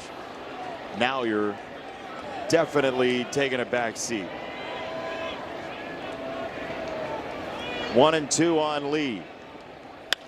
High fly ball right field. Adele is underneath, and the Angels could have seen the wrecking ball come to their apartment complex. Instead, Kevin McGonigal's triple is the lasting memory for the Tigers in the inning. Jahmai Jones gave the Tigers the lead 5-4 to the 6th. We have the meat. Our Bet365 upcoming schedule we take a look at as the Tigers will be home for 3 with the Angels, then the home series against the Mariners and Twins after the road trip to Chicago and Tampa Bay, and then at Cleveland on Friday the 12th of June. And a reminder to anybody in our viewing audience and anybody who's a Guardians fan that those games will be in Cleveland. So evidently, just looking at social media during the break, evidently Travis Bazzano, who's been leading off for Cleveland since we saw the Guardians, he forgot that Cleveland was home tonight, and he had his batting helmet on. He was ready to go hit. Oh, in the that is top of the first. Own ballpark. And he's just getting worn out by the bench. In Cleveland. They were like, Bud. No, we play defense first when we're at home. We hit second. He was excited to get to the plate. I mean, if there's a guy you want on your team, you want a guy that's excited to go up there and hit. For sure. But you're still going to get wore out. 2 strikes on Montero to Adele. And a check swing, did he? He did not. 1-2. You ever do that? You ever lead off, forget where the game was? No. There's been a lot of weird rookie stuff this year. There's a lot on their plate. There's a lot to think about as a rookie coming up. You're trying to establish yourself as a major league ball player. I think Carter Jensen got blasted in Kansas City for sleeping through his alarm. Now that one is bad. That's a different caliber. Yeah, being late was never an issue. I never remember a guy being late to anything. Strike 3 called. Adele is sent away. 7 strikeouts for Montero. That fastball's got a lot of life in it today. And the looking strikeout there's got some swing and miss on the fastball. He's running up to 97 miles an hour. 1 down for Peraza, and that is inside. It's going to hit him. So Peraza is going to first base. Johnny Kane is always on time. Johnny Kane. Well, first of all, I apologize for whatever that story I was trying to get across earlier. And I appreciate Dirks for filling in the gaps. No, you were great. But, it was yeah, a thanks. great thing. It was like, quick story, got time? Streamline your thoughts, Johnny. But no, you were talking about tardiness. And so this weekend, we all had the day off yesterday for Memorial Day. And my dad, who I know you haven't met yet, Jason, but he's a great guy. But he was marching in the Memorial Day parade in Liberty Center, Ohio. So my whole family shows up, and he's done it every year. And it's like a really touching service, and it's a small parade. You know, the parade only lasts just a couple of minutes. Anyway, all the servicemen and women, they come down the street. So we're all sitting there, cameras up and everything. And there's about 6 gentlemen that are marching, and then no sign of my dad. And we're like, what the heck? And about, 3 or 4 minutes later, we see him marching by himself, trying to catch up to the group because he was late to the late to the parade. Oh, no. You know, the one day of the year. Anyway, Was he trying to do a fast march to make up time? which I have the video. It was just like, I want to see the video of your dad fast marching, trying to catch up with the rest of everybody else. it was like heartbreaking, kind of. But he eventually got there. Well, the Nobody good thing wants is to be nobody talked about it on television, so nobody's ever going to wear him out for it. This is great. It's amazing. 2 strikes to Walton. It's a ball and 2 strikes, but he's never late for anything. No, and a lot of the people were there actually at the Young Cemetery. You know, I know there were a lot of great events around, but some of the folks that were there were actually at the Tigers game earlier this week in that Guardians series, or last week rather. But good Tigers group there in Northwest Ohio. Very nice to hear. Popped up third base side, foul ground. McGonigal is not going to have a play on it. How Kevin was running there, Johnny, is that how your dad was marching? About, you know what? That's pretty good. That was about the clip, yeah. Compare the form. Kevin and your dad. That's it. That's right. Guys. Guys, now I'm with you, remember? Right, left, in a second. Oh, my goodness. 1-2 to Walton. Now to throw to first on Peraza, who does have 5 stolen bases this year.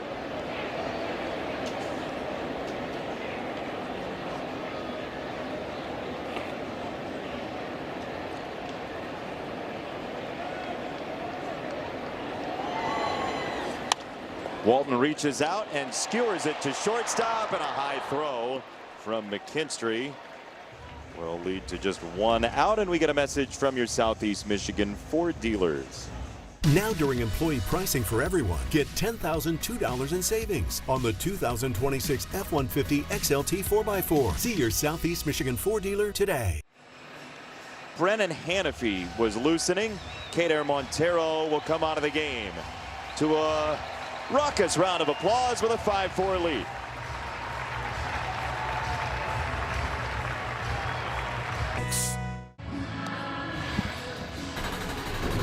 Check out this outing for Kader Montero, giving his team the lead right now. The slider played well. The knuckle curveball got swing and miss. Some huge punch outs with runners in scoring position. That was to strike out the side on that fastball. 4-seam up, slider up, got Trout. And it's a quality outing from Kader Montero. Got some run support today from the boys. So Brennan Hanafy to Logan O'Hoppe, who takes ball 1. O'Hoppe has just 3 hits against sinkers this year, and Brennan Hanafy, our wall side windows pitching change, brings in that sinker that he adores, throwing to right-handers. Like that one. Yeah, the way his arm comes through, kind of a 3/4 arm slot. He's a tall guy with long levers. That makes that ball come out of the hand and just explode inside to the right-hander. There's the slider.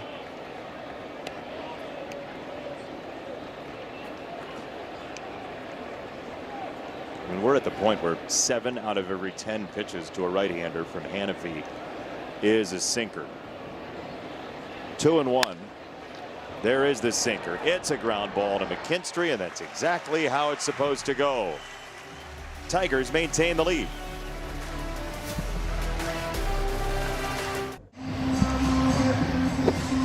Tigers have the lead 5-4. Oh, there's the battle of the Bumpus Joneses.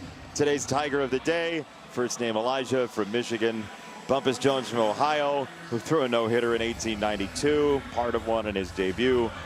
There's your tale of the tape, the Battle of the Bump. Wait a minute. Who wins? They've only played combined like 14 games. You know, and they don't look like pleasant people. It says MLB games, 6 and 8. Yeah, not much. That's not seasons? You only need one for Tiger of the Day. Oh. One game. One game, that's it. And you can be eligible for Tiger of the Day.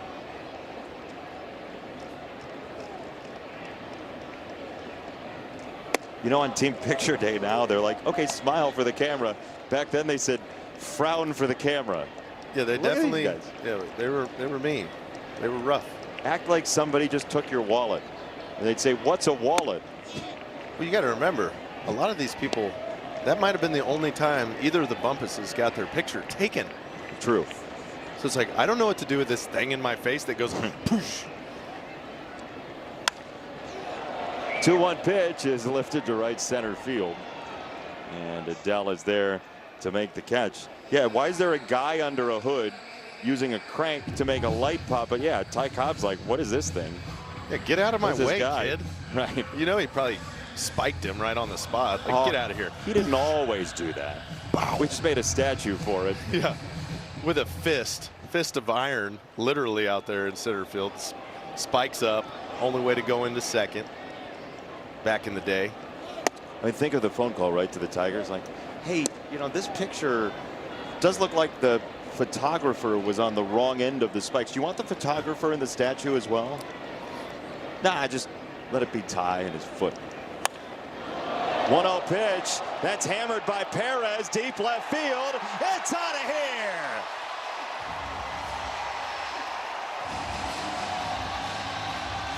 Wenzel Perez makes it 6-4 and a souvenir in left field.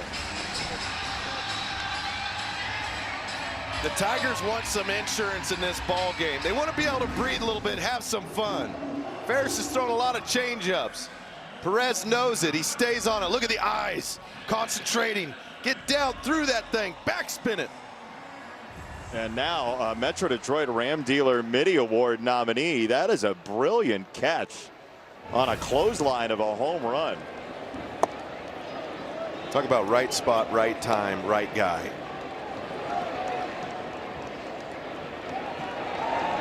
That has to feel good for Wenzel Perez. He's had struggles this year. It's not been easy for him offensively. Hit some balls hard that have been caught, some terrible luck at times, some bad at bats mixed through, but kept working at it. There he gives his team a solo home run to take a 2-run lead.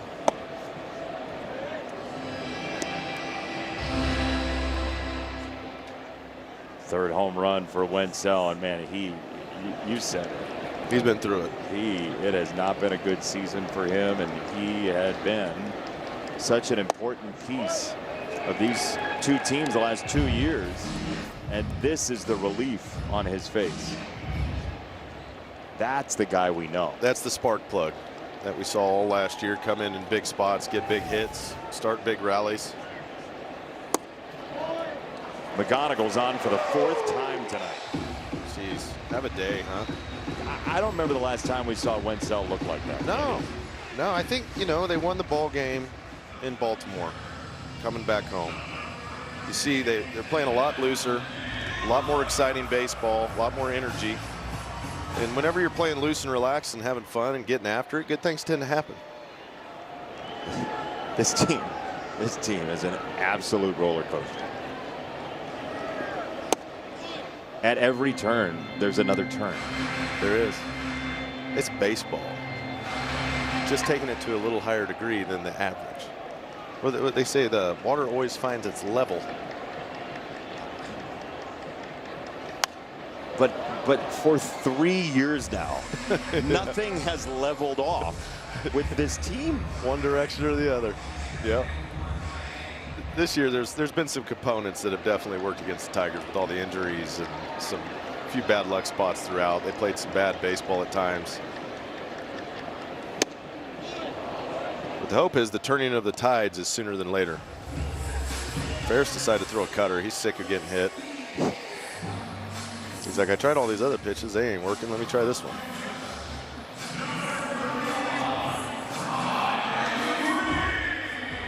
There's still a lot of ball game to play. That's where you want to keep tacking on runs.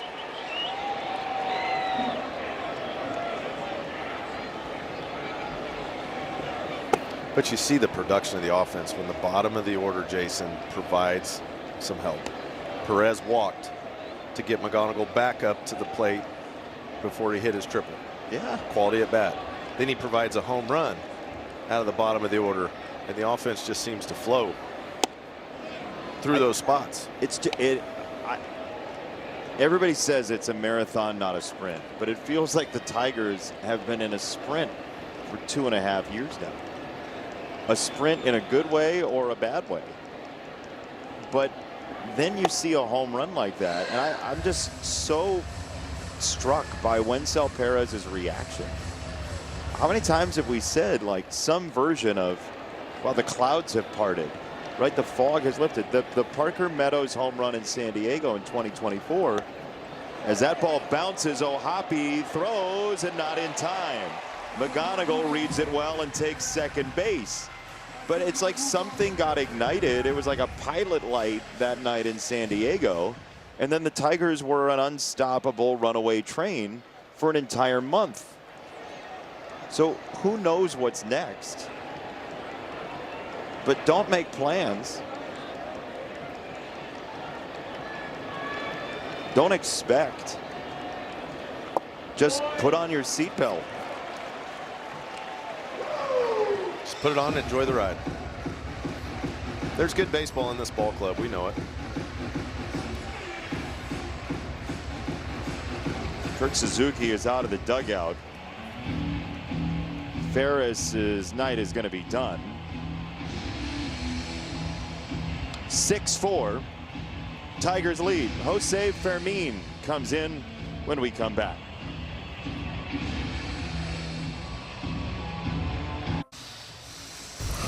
Story so far, the Comerica Bank game summary, and it's Wencel Perez. One big swing here on a 1-0 pitch in the 6th inning. A laser out of town, and it gave the Tigers a 6-4 lead. It gave that dude a baseball forever and that dance, whatever you'd call it. But Wencel on base for the 2nd time from the 9 spot, and the Tigers since 2025, since the beginning of last year, are plus 25 to 500 when the 9 spot gets on twice. The depth in the order matters. Getting quality at bats, lengthens out the order, gets the top back up. He had a big walk that led to the McGonigal triple. Now Jose Fermin is going to come in the ball game for the Angels, and he throws a lot of sliders. You just saw one right there. Against Jahmai Jones, who gave the Tigers the lead in his first at bat of the game in the 5th. Our wall side windows pitching change is Fermin, who throws the slider 2/3 of the time to right-handers. And 100% of the time right there. 3 in a row. He will mix a sinker in.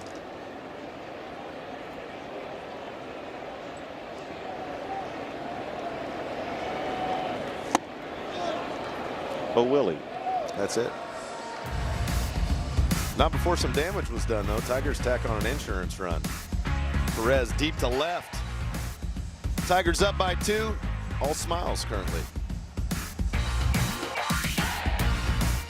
Win. 6-4 Tigers, top of the 7th inning in this opener of a 3-game series with the Angels.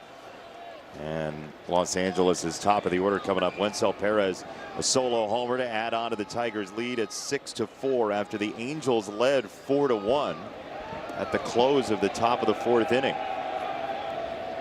So Brennan Hanafy against Neto, Trout, and Grissom with Will Vest warming, and strike 1 to Neto. It's a good spot for Hanafy, starting with O'Hoppe. There's 5 righties in a row. Shonwell still on the shelf from a calf injury. Up the middle, base hit. Leadoff single for Neto.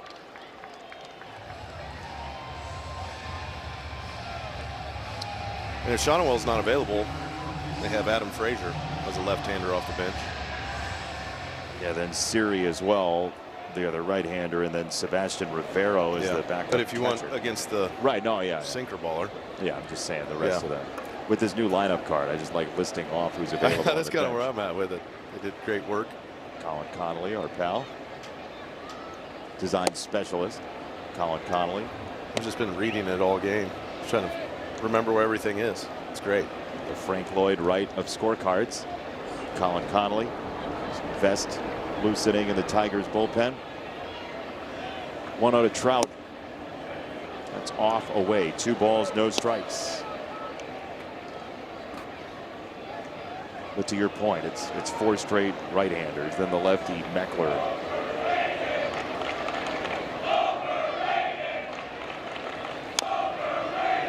I don't know that I'd agree with that chant. You got to though. You have to at some point. Just go out on a limb. Get a bunch of people up in the upper deck without shirts on. If they're having a good time, they can chant whatever they want. I don't have to agree. Up the middle, second base, and now number 1. Neto played with fire there a little bit. Off the bag at first, just in case Workman dropped it. So now let's get a message from Rally House, Michigan. The season starts at Rally House. From jerseys and hats to tumblers for game day, it's where outrageous selection meets every fan's style. Johnny Kane downstairs, Andy Dirks, Jason Benetti, our entire marvelous crew here at Comerica Park as Vaughn Grissom stands in. First pitch fouled away, that heavy sinker from Hannafy, 0-1. And this is where you'd love to get a ground ball from a guy who hits it on the ground almost half the time.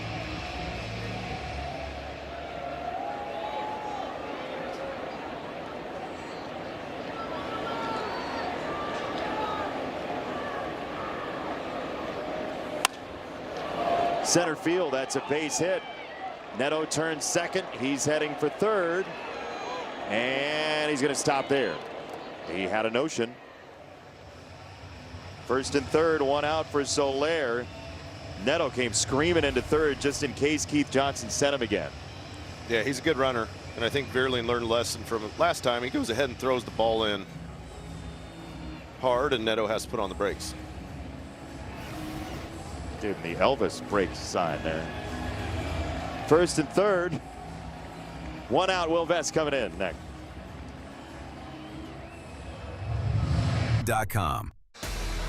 Tigers baseball on Detroit Sportsnet is brought to you by Wallside Windows, local and family owned, celebrating 82 years as Michigan's leader in replacement windows, and by your Metro Detroit Buick GMC dealers. Harry Potter night here at Comerica Park. Tell them what you said to me during the break. Say it. Say it. Will Vest, your Wallside Windows pitching change. He's got that good, lively fastball. I like to see how that right hand coming to these ball games. First and third, big spot, 1 out. Soler takes inside on his sinker, ball 1. This is power on power. Jorge Soler is a massive home run threat. He is home runs for hire in a lot of ways, with 48 in 2019 in Kansas City. And a swing and a miss and a slider, 1-1. Well, you can't miss with the slider, but a good one will get exactly that. Yep. Soler wants to drive the ball deep to the outfield seats. He's out in front of the breaking ball there. That wasn't even Will's best slider. That was, you know, he's hunting fastball. Let's put a wrinkle in it. He's got 5 home runs on the fastball, 4 on the breaking ball. 1-1. That's a fastball. 2-1. Can he throw him a slider? 2-1. I mean, he's one of the biggest swing and miss guys on the slider on the Angels roster. Just got to try to locate. Hit your spot. All is good. Inside with a sinker, 2-2. Does that then set up maybe a slider you to would try to think get him they're to trying dive? to get some swing and miss. Yep. If not, they could try to freeze him up on the outer half. But you see the whiffs on the slider, 31 of them. Just against right-handed sliders. Yep. That's a wheelbarrow full. 2-2. Got him set up. Vest to Soler. Oh, yeah. Man, oh, man, was he totally in the blender. That's beautiful right there from Best. You just got to know a guy, know the situation. You see the slider earlier in the at-bat. They went to the sinker in to get him back off of it, right back with the slider, and that's just preying to a weakness that a hitter has and executing pitches.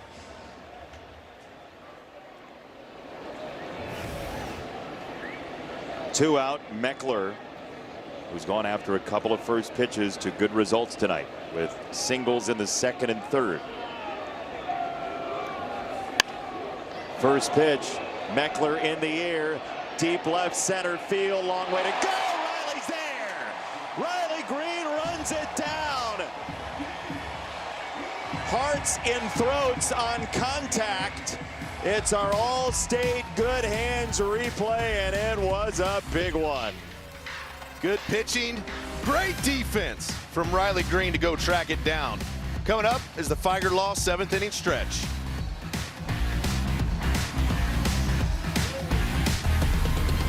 Use of power. Riley Green saves the day here, tracking this fly ball all the way to the warning track and the wall, and Will Vest knows it. He's going to come over and give his guy some love. He knows the effort that Riley just put out there for him to keep the Tigers with a 2-run lead.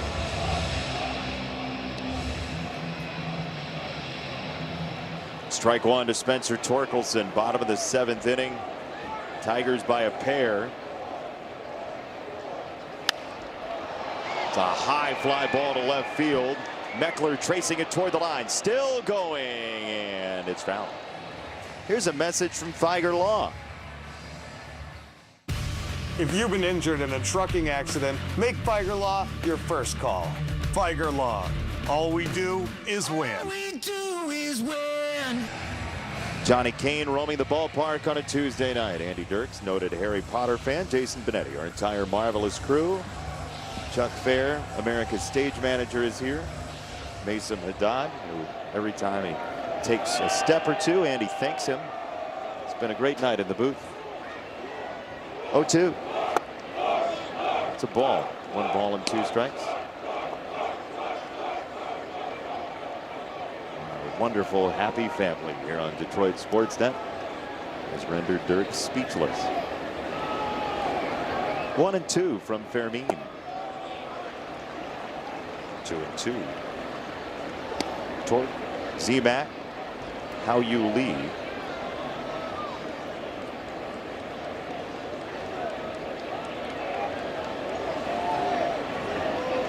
Two and two.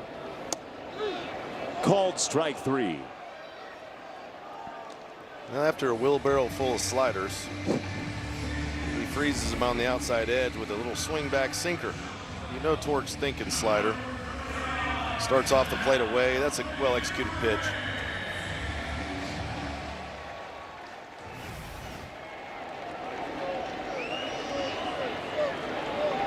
One down, McKinstry. There's the slider again.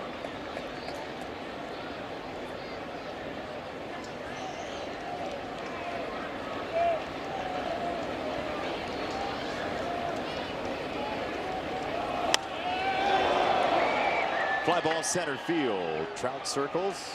Trout makes the catch. And we invite you to head to Comerica Park June the 5th through the 7th to see the Tigers and the Mariners in the ALDS rematch you don't want to miss. Tickets start at just $35. Go to tigers.com/tickets and get yours today. Mariners and Tigers have kind of had similar seasons, and some frustration boiled over with the Mariners yesterday. Luis Castillo, who's been a piggybacking starter, they've gone 6-man rotation. He's been kind of the back end of a starting rotation spot, and he now Matt Vierling evidently was blocking the pitch clock, so you know we haven't seen this in about a week and a half. Yeah, it's time for another one. So Matt just moved in the on-deck circle. 2 out for How You Lead. Luis Castillo spiked his glove, beat it into the bench last night. The Mariners have had something of an irritating season as well. That series will be really interesting by the time we get there. 0-1 to lead. Do you find yourself saying, you know what, the pitch timer is too covered up in Major League Baseball stadiums? Do you say that a lot? That's every day I think about it. Like, these poor pitchers, how can they ever know how much time's left? Blocking the pitch clock on the offense. It's a 5-yard penalty. Automatic first down. Ooh, it's an automatic first. It's a rough one. See, from our camera position, he's blocking it again. But I think we have a different angle. Oh, really? Yeah, I think Fermin could see it now. Swing and a miss, strike 3. The timer has hit 0 on the 7th inning. 6-4 Tigers to the 8th. A Home Depot. Slow dancing, sway into the music. It's a happy day for the Babes. In attendance, a lot of smiles in the park right now. Here's a hat. Yeah, take that. Take that. It fits. Ground ball to shortstop. Zach McKinstry for out number 1. Adele is gone. Good quick first out for Will Vest. And it's like the hold on game at this point, feels like, right? Yeah. Give it to the bullpen, just some good quick innings. One down, Peraza. You are going to see Trout one more time. So the whole key is to make sure that he comes up with nobody on. Right? And Neto, too. Yep. Neto, the way he's hit the ball in the game. Yeah, the next 3 outs are big. 0-1. Line drive, base hit. Peraza's on.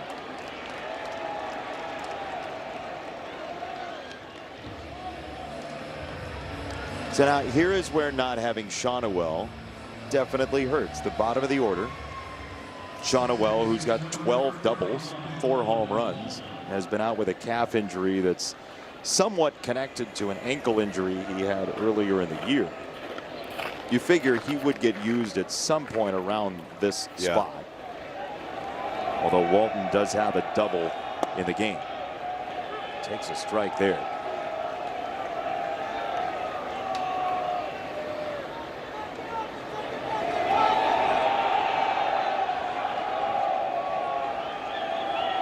Peraza at first, 1 gone in the 8th. He's way behind that fastball.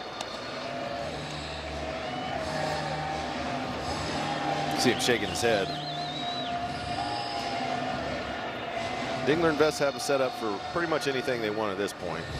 Good elevated fastballs, money, something down out of the zone if you're going to go soft. Just don't leave something soft over the middle.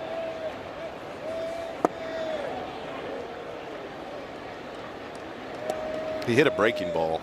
That's what he hit the ball out to the fence to right center field on earlier in the game.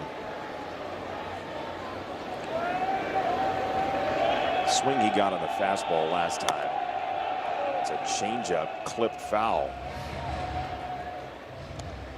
What would stop you from going fastball up and out of the zone right now? Nothing. I mean, he's cheating to fastball, but he was still woefully late. If it's up, it's great. Peraza at first. 1-2. It's a fastball. It's chopped to the right side. Lee at second, throws to first. There are 2 down.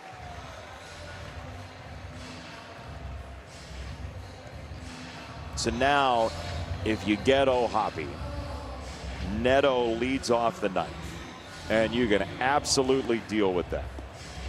A base hit here, and then you're talking about a real tense situation.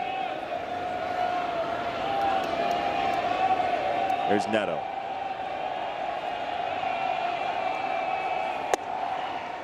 He almost got a hit. He did not go. It's ball 1. First base umpire Brennan Miller waves it off.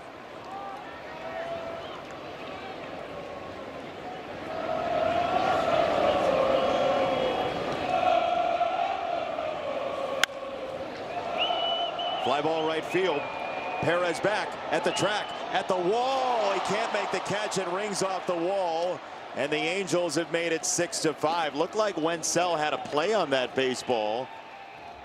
And he could not reel it in. So O'Hoppe doubles in run number 5. He hit the ball hard, and Perez gets back on it. Tries to find the fence. It tips off his glove. That ball was well struck. He drifted a little bit at the end. He kind of came around it, found the wall, and then got sideways against the wall. He was there. He just didn't make the play. Wow. O'Hoppe at second. Neto the batter. Tying run at second base against Vest. Ball one ricochets off at Dingler. Man, oh man, we've seen some odd stuff this year, and we're just into the second third of the year.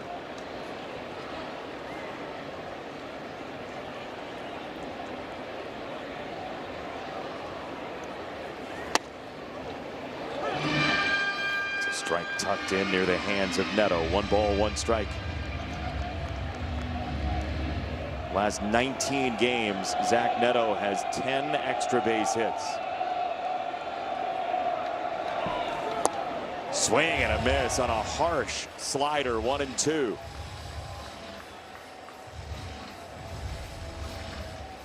It's a good pitch after a sinker in to go slider down and away.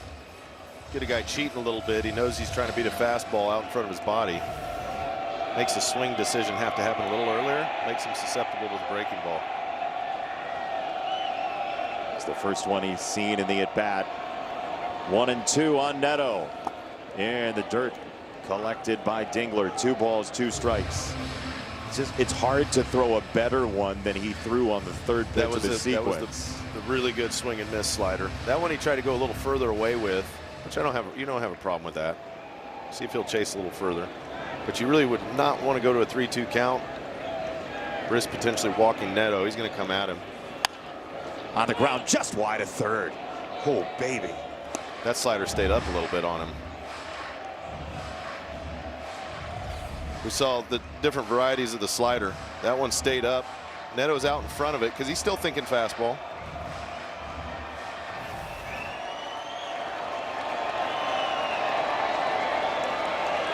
Two and two from Vest.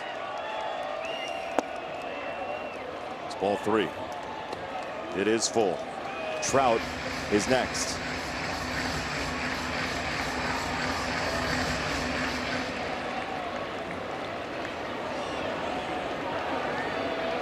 Payoff for Neto.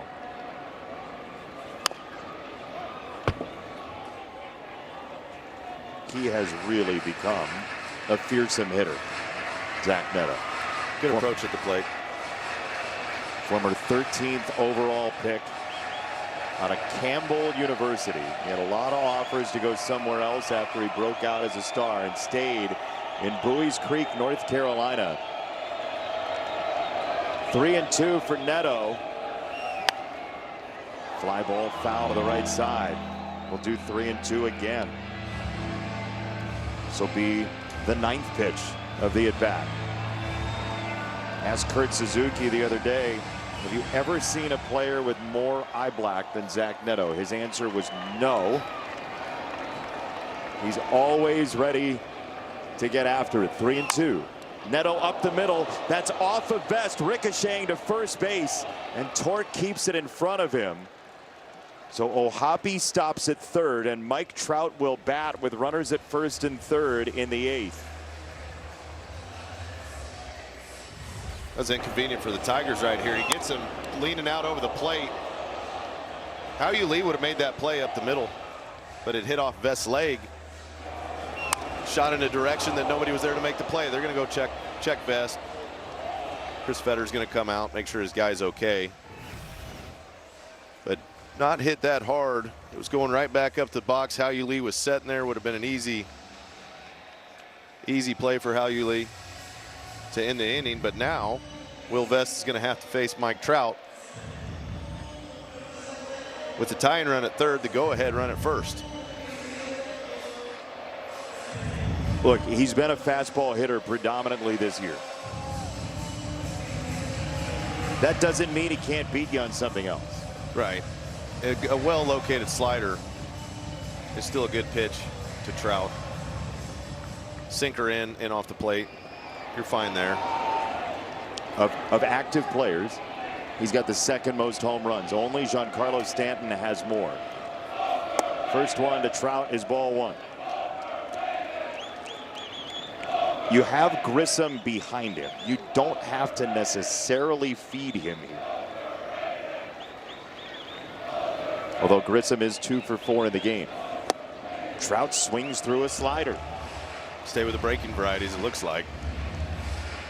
There's a little backup slider he got underneath.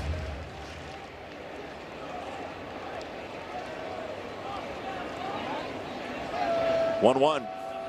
Trout takes 2-1.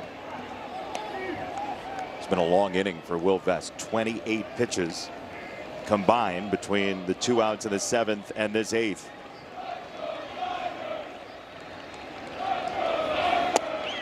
Trout checks his swing. He does not go. 3-1 to Mike Trout. In a fastball count, you know what Trout's thinking. Fastball. Be smart here. You don't have to pipe him a 4-seam down the middle.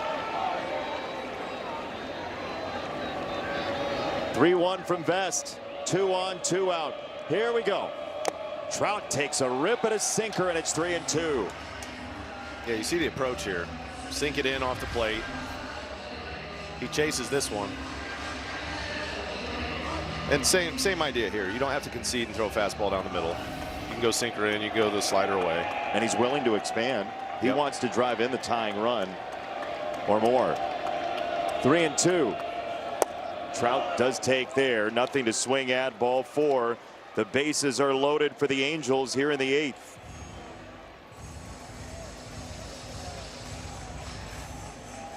Now Vaughn Grissom. Tyler Holton has been up and loosening. He's a little different scenario than Trout. He has not hit the fastball as well this year as the other pitch types. Grissom takes a slider, ball 1. Vaughn Grissom, who was sort of in the Alex Verdugo mold in terms of being traded for a cornerstone piece. He was the one for Chris Sale just after Christmas 2023. Grissom is ahead 2-0 on Vest.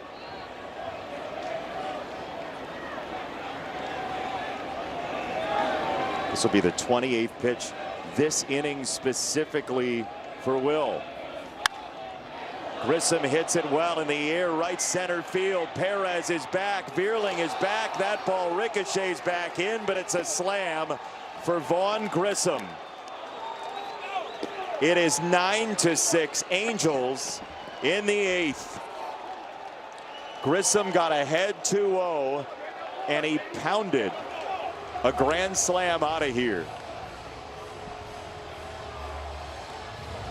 Vest put himself in a tough spot.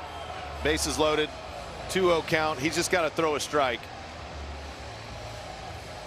Grissom knows it. He's just trying to find a fastball, put a good swing on it, and goes big fly to right field.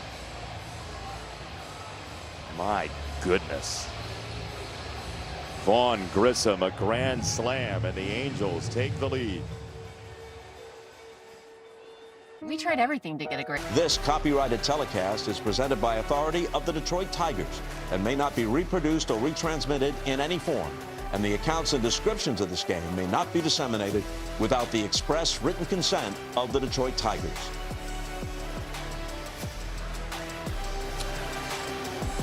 Well, it's 9-6. Our wall side windows pitching change is Tyler Holton, and he is on to face Jorge Soler as the Angels are going for their first 4-game win streak since May of last year.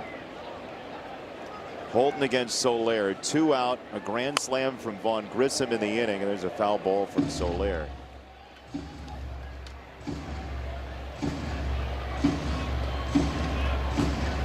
Seems like when there can't be any more heartbreak for the Tigers, whatever's left of the heart, the little tiny pieces, those are getting broke too. Just when you glue it back together. I know. It's like the glue is here. Good, strong super glue. Get it back together and then boom. Tough blow.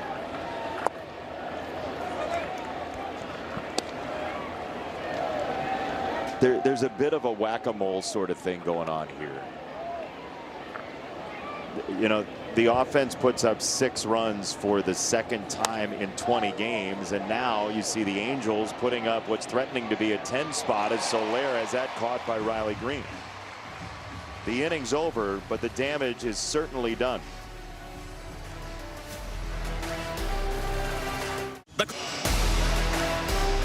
Tigers baseball on Detroit Sportsnet is brought to you by Figer Law. All we do is win.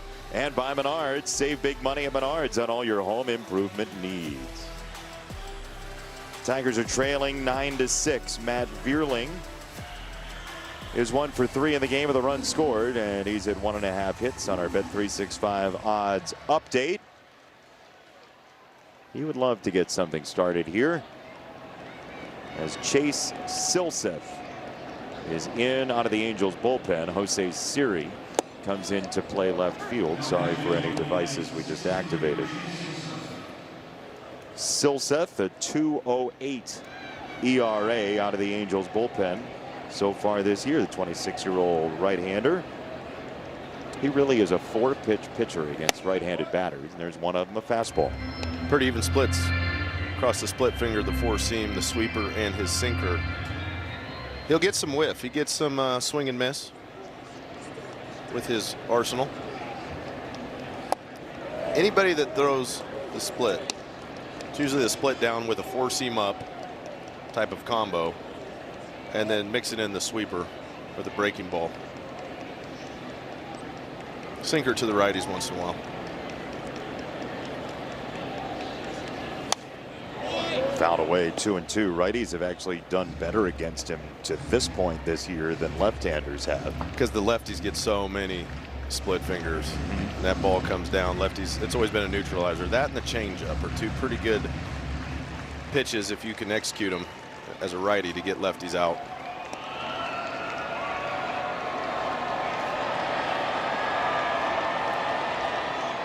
Two and two.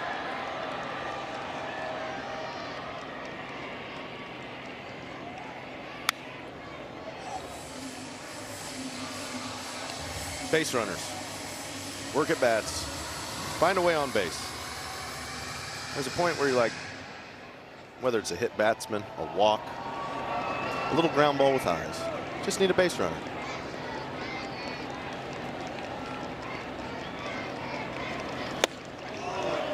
Exploding fastball, 1 away.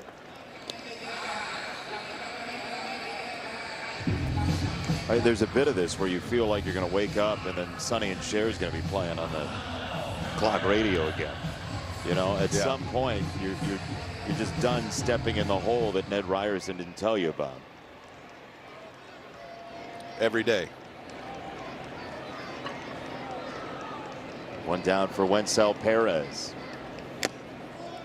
Strike 1. Our CNL Ward on deck hitter is Kevin McGonigal, who is the exception to all that has at points unraveled this year. Kevin McGonigal has been an all-star this season, and you can see his will to win. And if this team does get hot, he's going to be one of the engines of it. For sure. 1-1 to Perez, who it felt like had helped create some distance that would last tonight. That home run in his last at bat in the 6th inning feels like it was yesterday. It does. A lot's happened in between then and now. Now he finds himself in a spot where his team needs a base runner. 1-2. Fly ball left field. Jose Siri just in the game on the sprint toward the line, and he hops back to make the catch. I guess Siri, what kind of line was that to the ball? A zigzag line. He overran the ball, then he comes back and does a little jumping leap to try to slow his momentum down.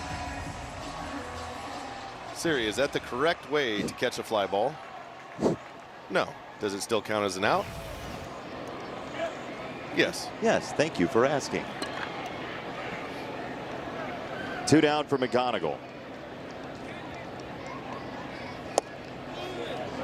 It's a strike.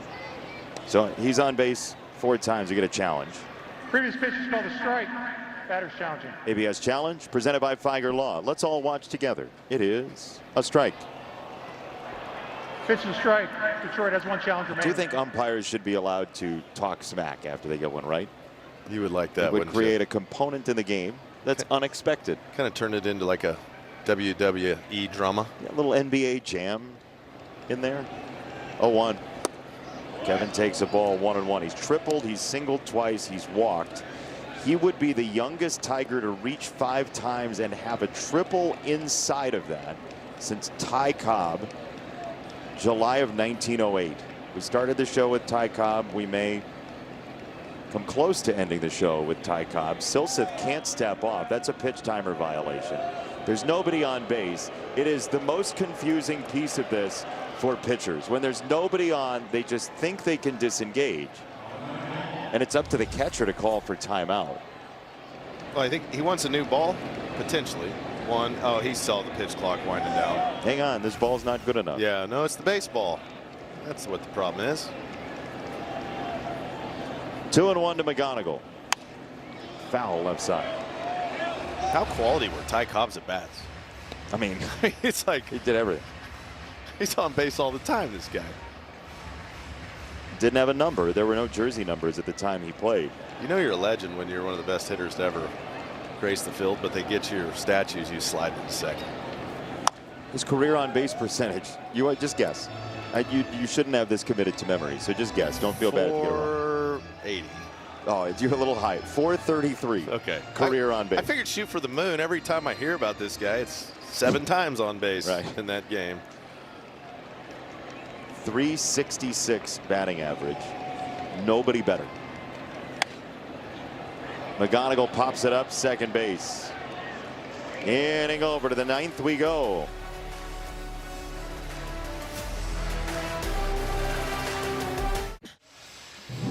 Well, we sadly know what's happening tonight, but here's what might happen tomorrow. Tomorrow's headlines today, maybe it's give a little bit. Jose Soriano's allowed the fewest hits per 9 innings in the American League. Or if you're into Supertramp, maybe it's bloody well right. The Angels are 27th in OPS against right-handed pitchers this year. Thursday will be Breakfast in America, a 1:10 start time. Tomorrow is another night. Hey, good pitchers matchup tomorrow.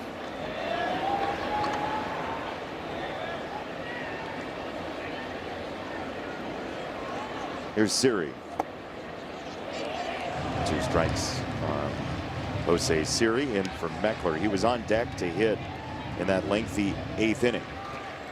Came in as a defensive replacement. 0-2 from Holton to Siri.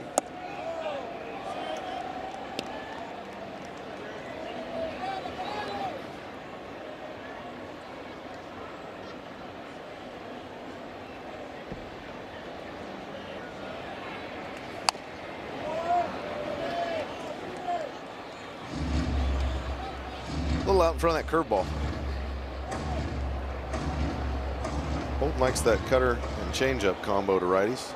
Dumps in a big slow curveball there. There's Kirby Yates, who's been anointed the closer for the Angels.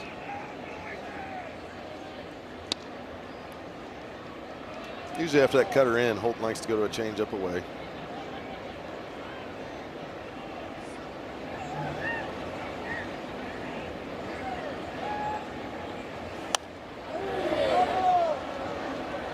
Tendency breaker.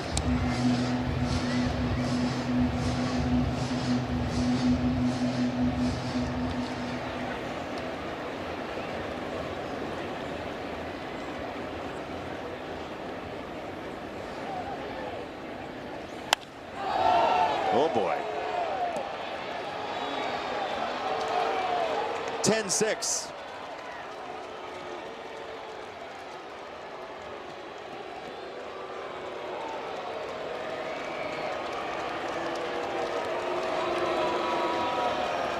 After coming off of a sweep of the Texas Rangers, this Angels offense has found some legs.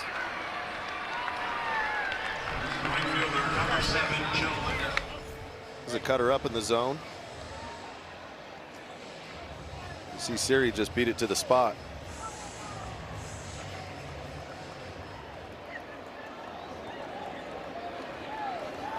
Tigers looking for answers.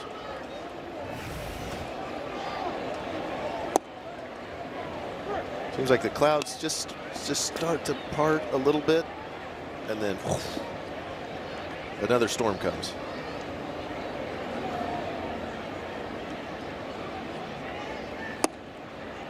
The problem is, again, you're running out of time because the trade deadline at the end of July is this artificial deadline that the entire sport abides by. Yeah. You're after tonight, you have started the middle part of the season. You are 1/3 of the way through after tonight, and it is going to be difficult, very difficult, to pile up the amount of wins you would need at the deadline. If you're looking at the long term through September, yeah, that's a totally different idea. But at some point soon, you have to figure it out, or else somebody's hand gets forced. It does. Absolutely. I mean, that's just the way it is. Yeah, and you need decisions. The sooner decisions can start being made, the better potential deals can happen. You wait too long, then it's like other deals have already happened, and you're kind of finding the short end of the stick on who's available, what you can get for who. But that's why this week against the Angels and White Sox, two teams that we expected the Tigers would be favored against to start the year. Just when you eyeballed the schedule when it came out, that's nothing against either of the franchises. The Angels have played better recently, and the White Sox are over 500 right now. Yeah. But they're two series that if you're going to get series, it really does have to start now.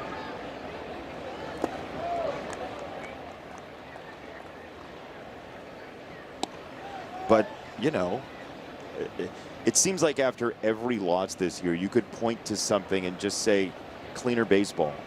You know, the ball in right field. Play's not made. The Ohapi ball, like that's just a play that gets magnified when you're going poorly, as the Tigers have been. And rightfully so. Yep. Where you get bases loaded and you don't put up a big crooked number. That's score a good one or two. That's Because exactly then right. what happens is you keep the other team in the ball game. They use different pitchers. They use their "hey, we're in the ball game" bullpen arms, as opposed to trying to get some long relief out there and just mop up some innings. Yeah, play for tomorrow. You got it. You can force teams into play for tomorrow. That's a great point. 3-2.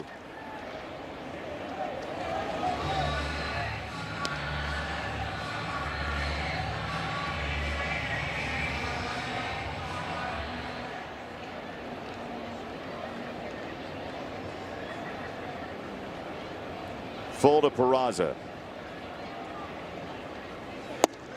Strike three. He's going to challenge. Previous pitch is called a strike. Batter's challenging. It's either ball four or strike three, and the answer is strike three. Pitch is strike. Batter's out. Los Angeles has no challenges remaining.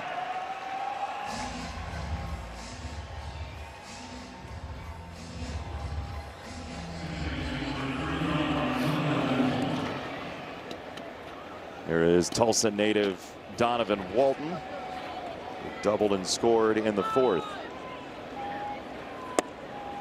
Strike one.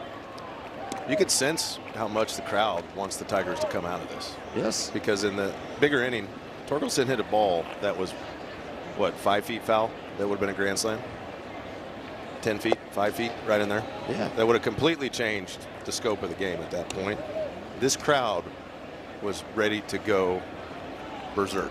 The energy was in here. I mean, we talked about it during breaks. Like, Yeah. we have not seen, in this run, we have not seen games played that tightly with that level of emotion in the middle innings. Yeah. Yeah, it was on.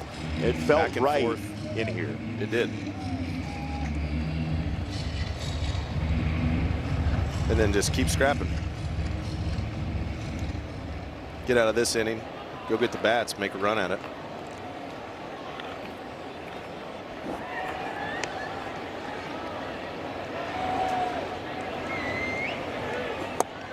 So swing and a miss, strike three. Holton does get 3 strikeouts, but the home run from Siri makes it 10-6 to the home ninth.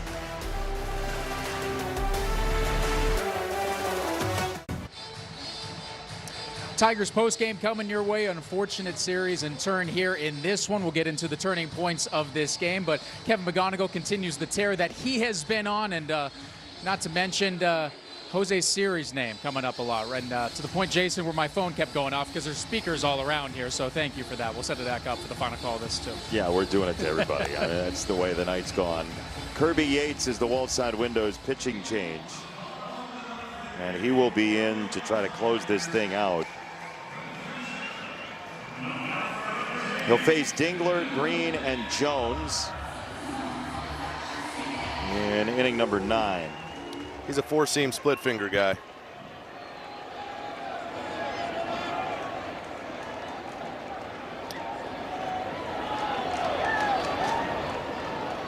Dingler takes ball 1.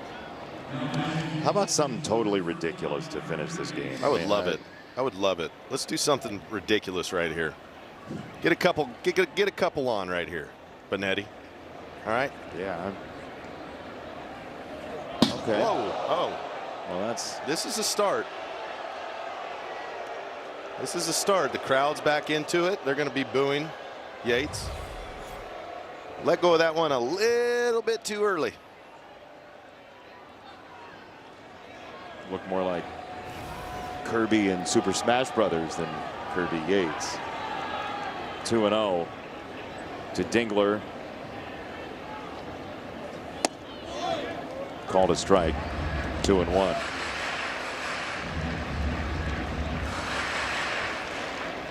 It looked like it was worth the challenge.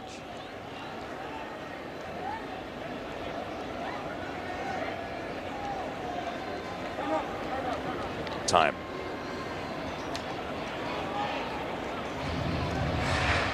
Yeah, from that arm slot from Yates, even though it's a four-seam fastball, it still has some movement on the arm side.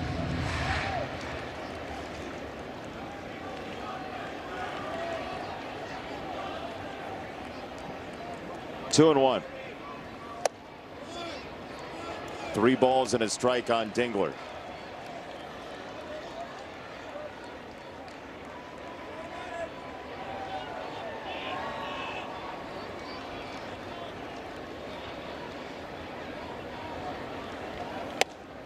Leadoff walk. Might as well. String together about 5 quality at bats right here. See some frustration from Yates. Riley's yet to put a ball in play tonight. He's walked twice, he's struck out twice, and O'Hoppe is going to saunter out there to the mound to talk to Kirby Yates.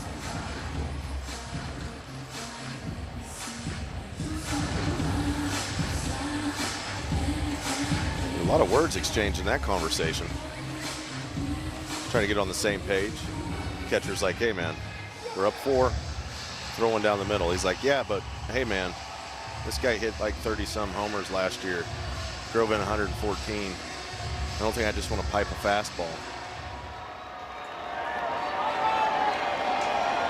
See what he does. Riley Green.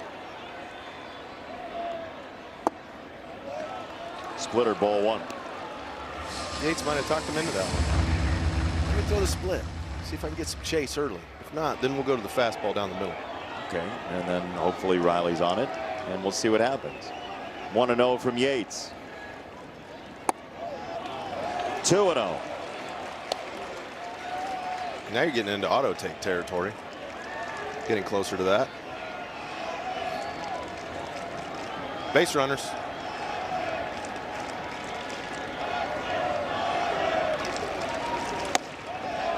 On Riley Green. So this season started with Jordan Romano as the closer for the Angels. They designated him for assignment just about a month into the year after a grand total of 11 outings and an ERA north of 10. There's a strike from Yates, but they have passed that baton all over the clubhouse for who's going to be their de facto closer. Kurt Suzuki, longtime major league catcher, former World Series winner, knows the value of the back end of a bullpen. Green on a 3-1 fastball flies it to left. Siri is there, and there's one away.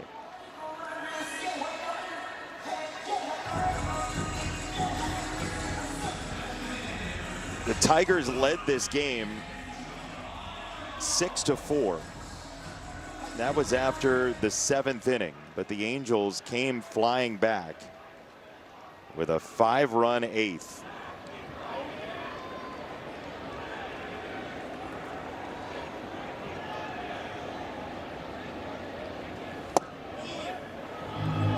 Ball 1 to Jones.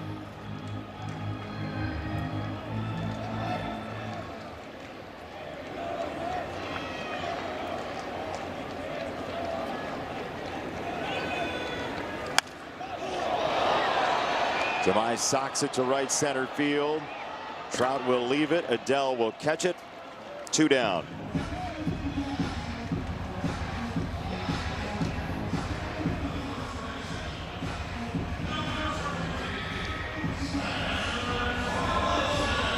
And here they find themselves down the last out in a game that you felt like the Tigers had managed.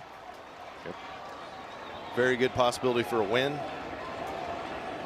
Up over 85% at one point in the ball game. Win probability. Trying to dig from a hole with 1 out left. It all happened so suddenly. A 5-run 8th inning, but the grand slam from Vaughn Grissom is the big swing in this game. 1-0 to Torkelson. 1-1.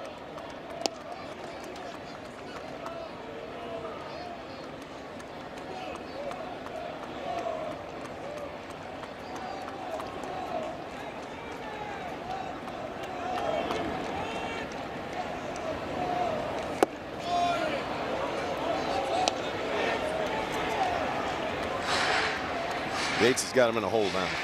Got him to swing and miss at the 4-seam up and the split finger down.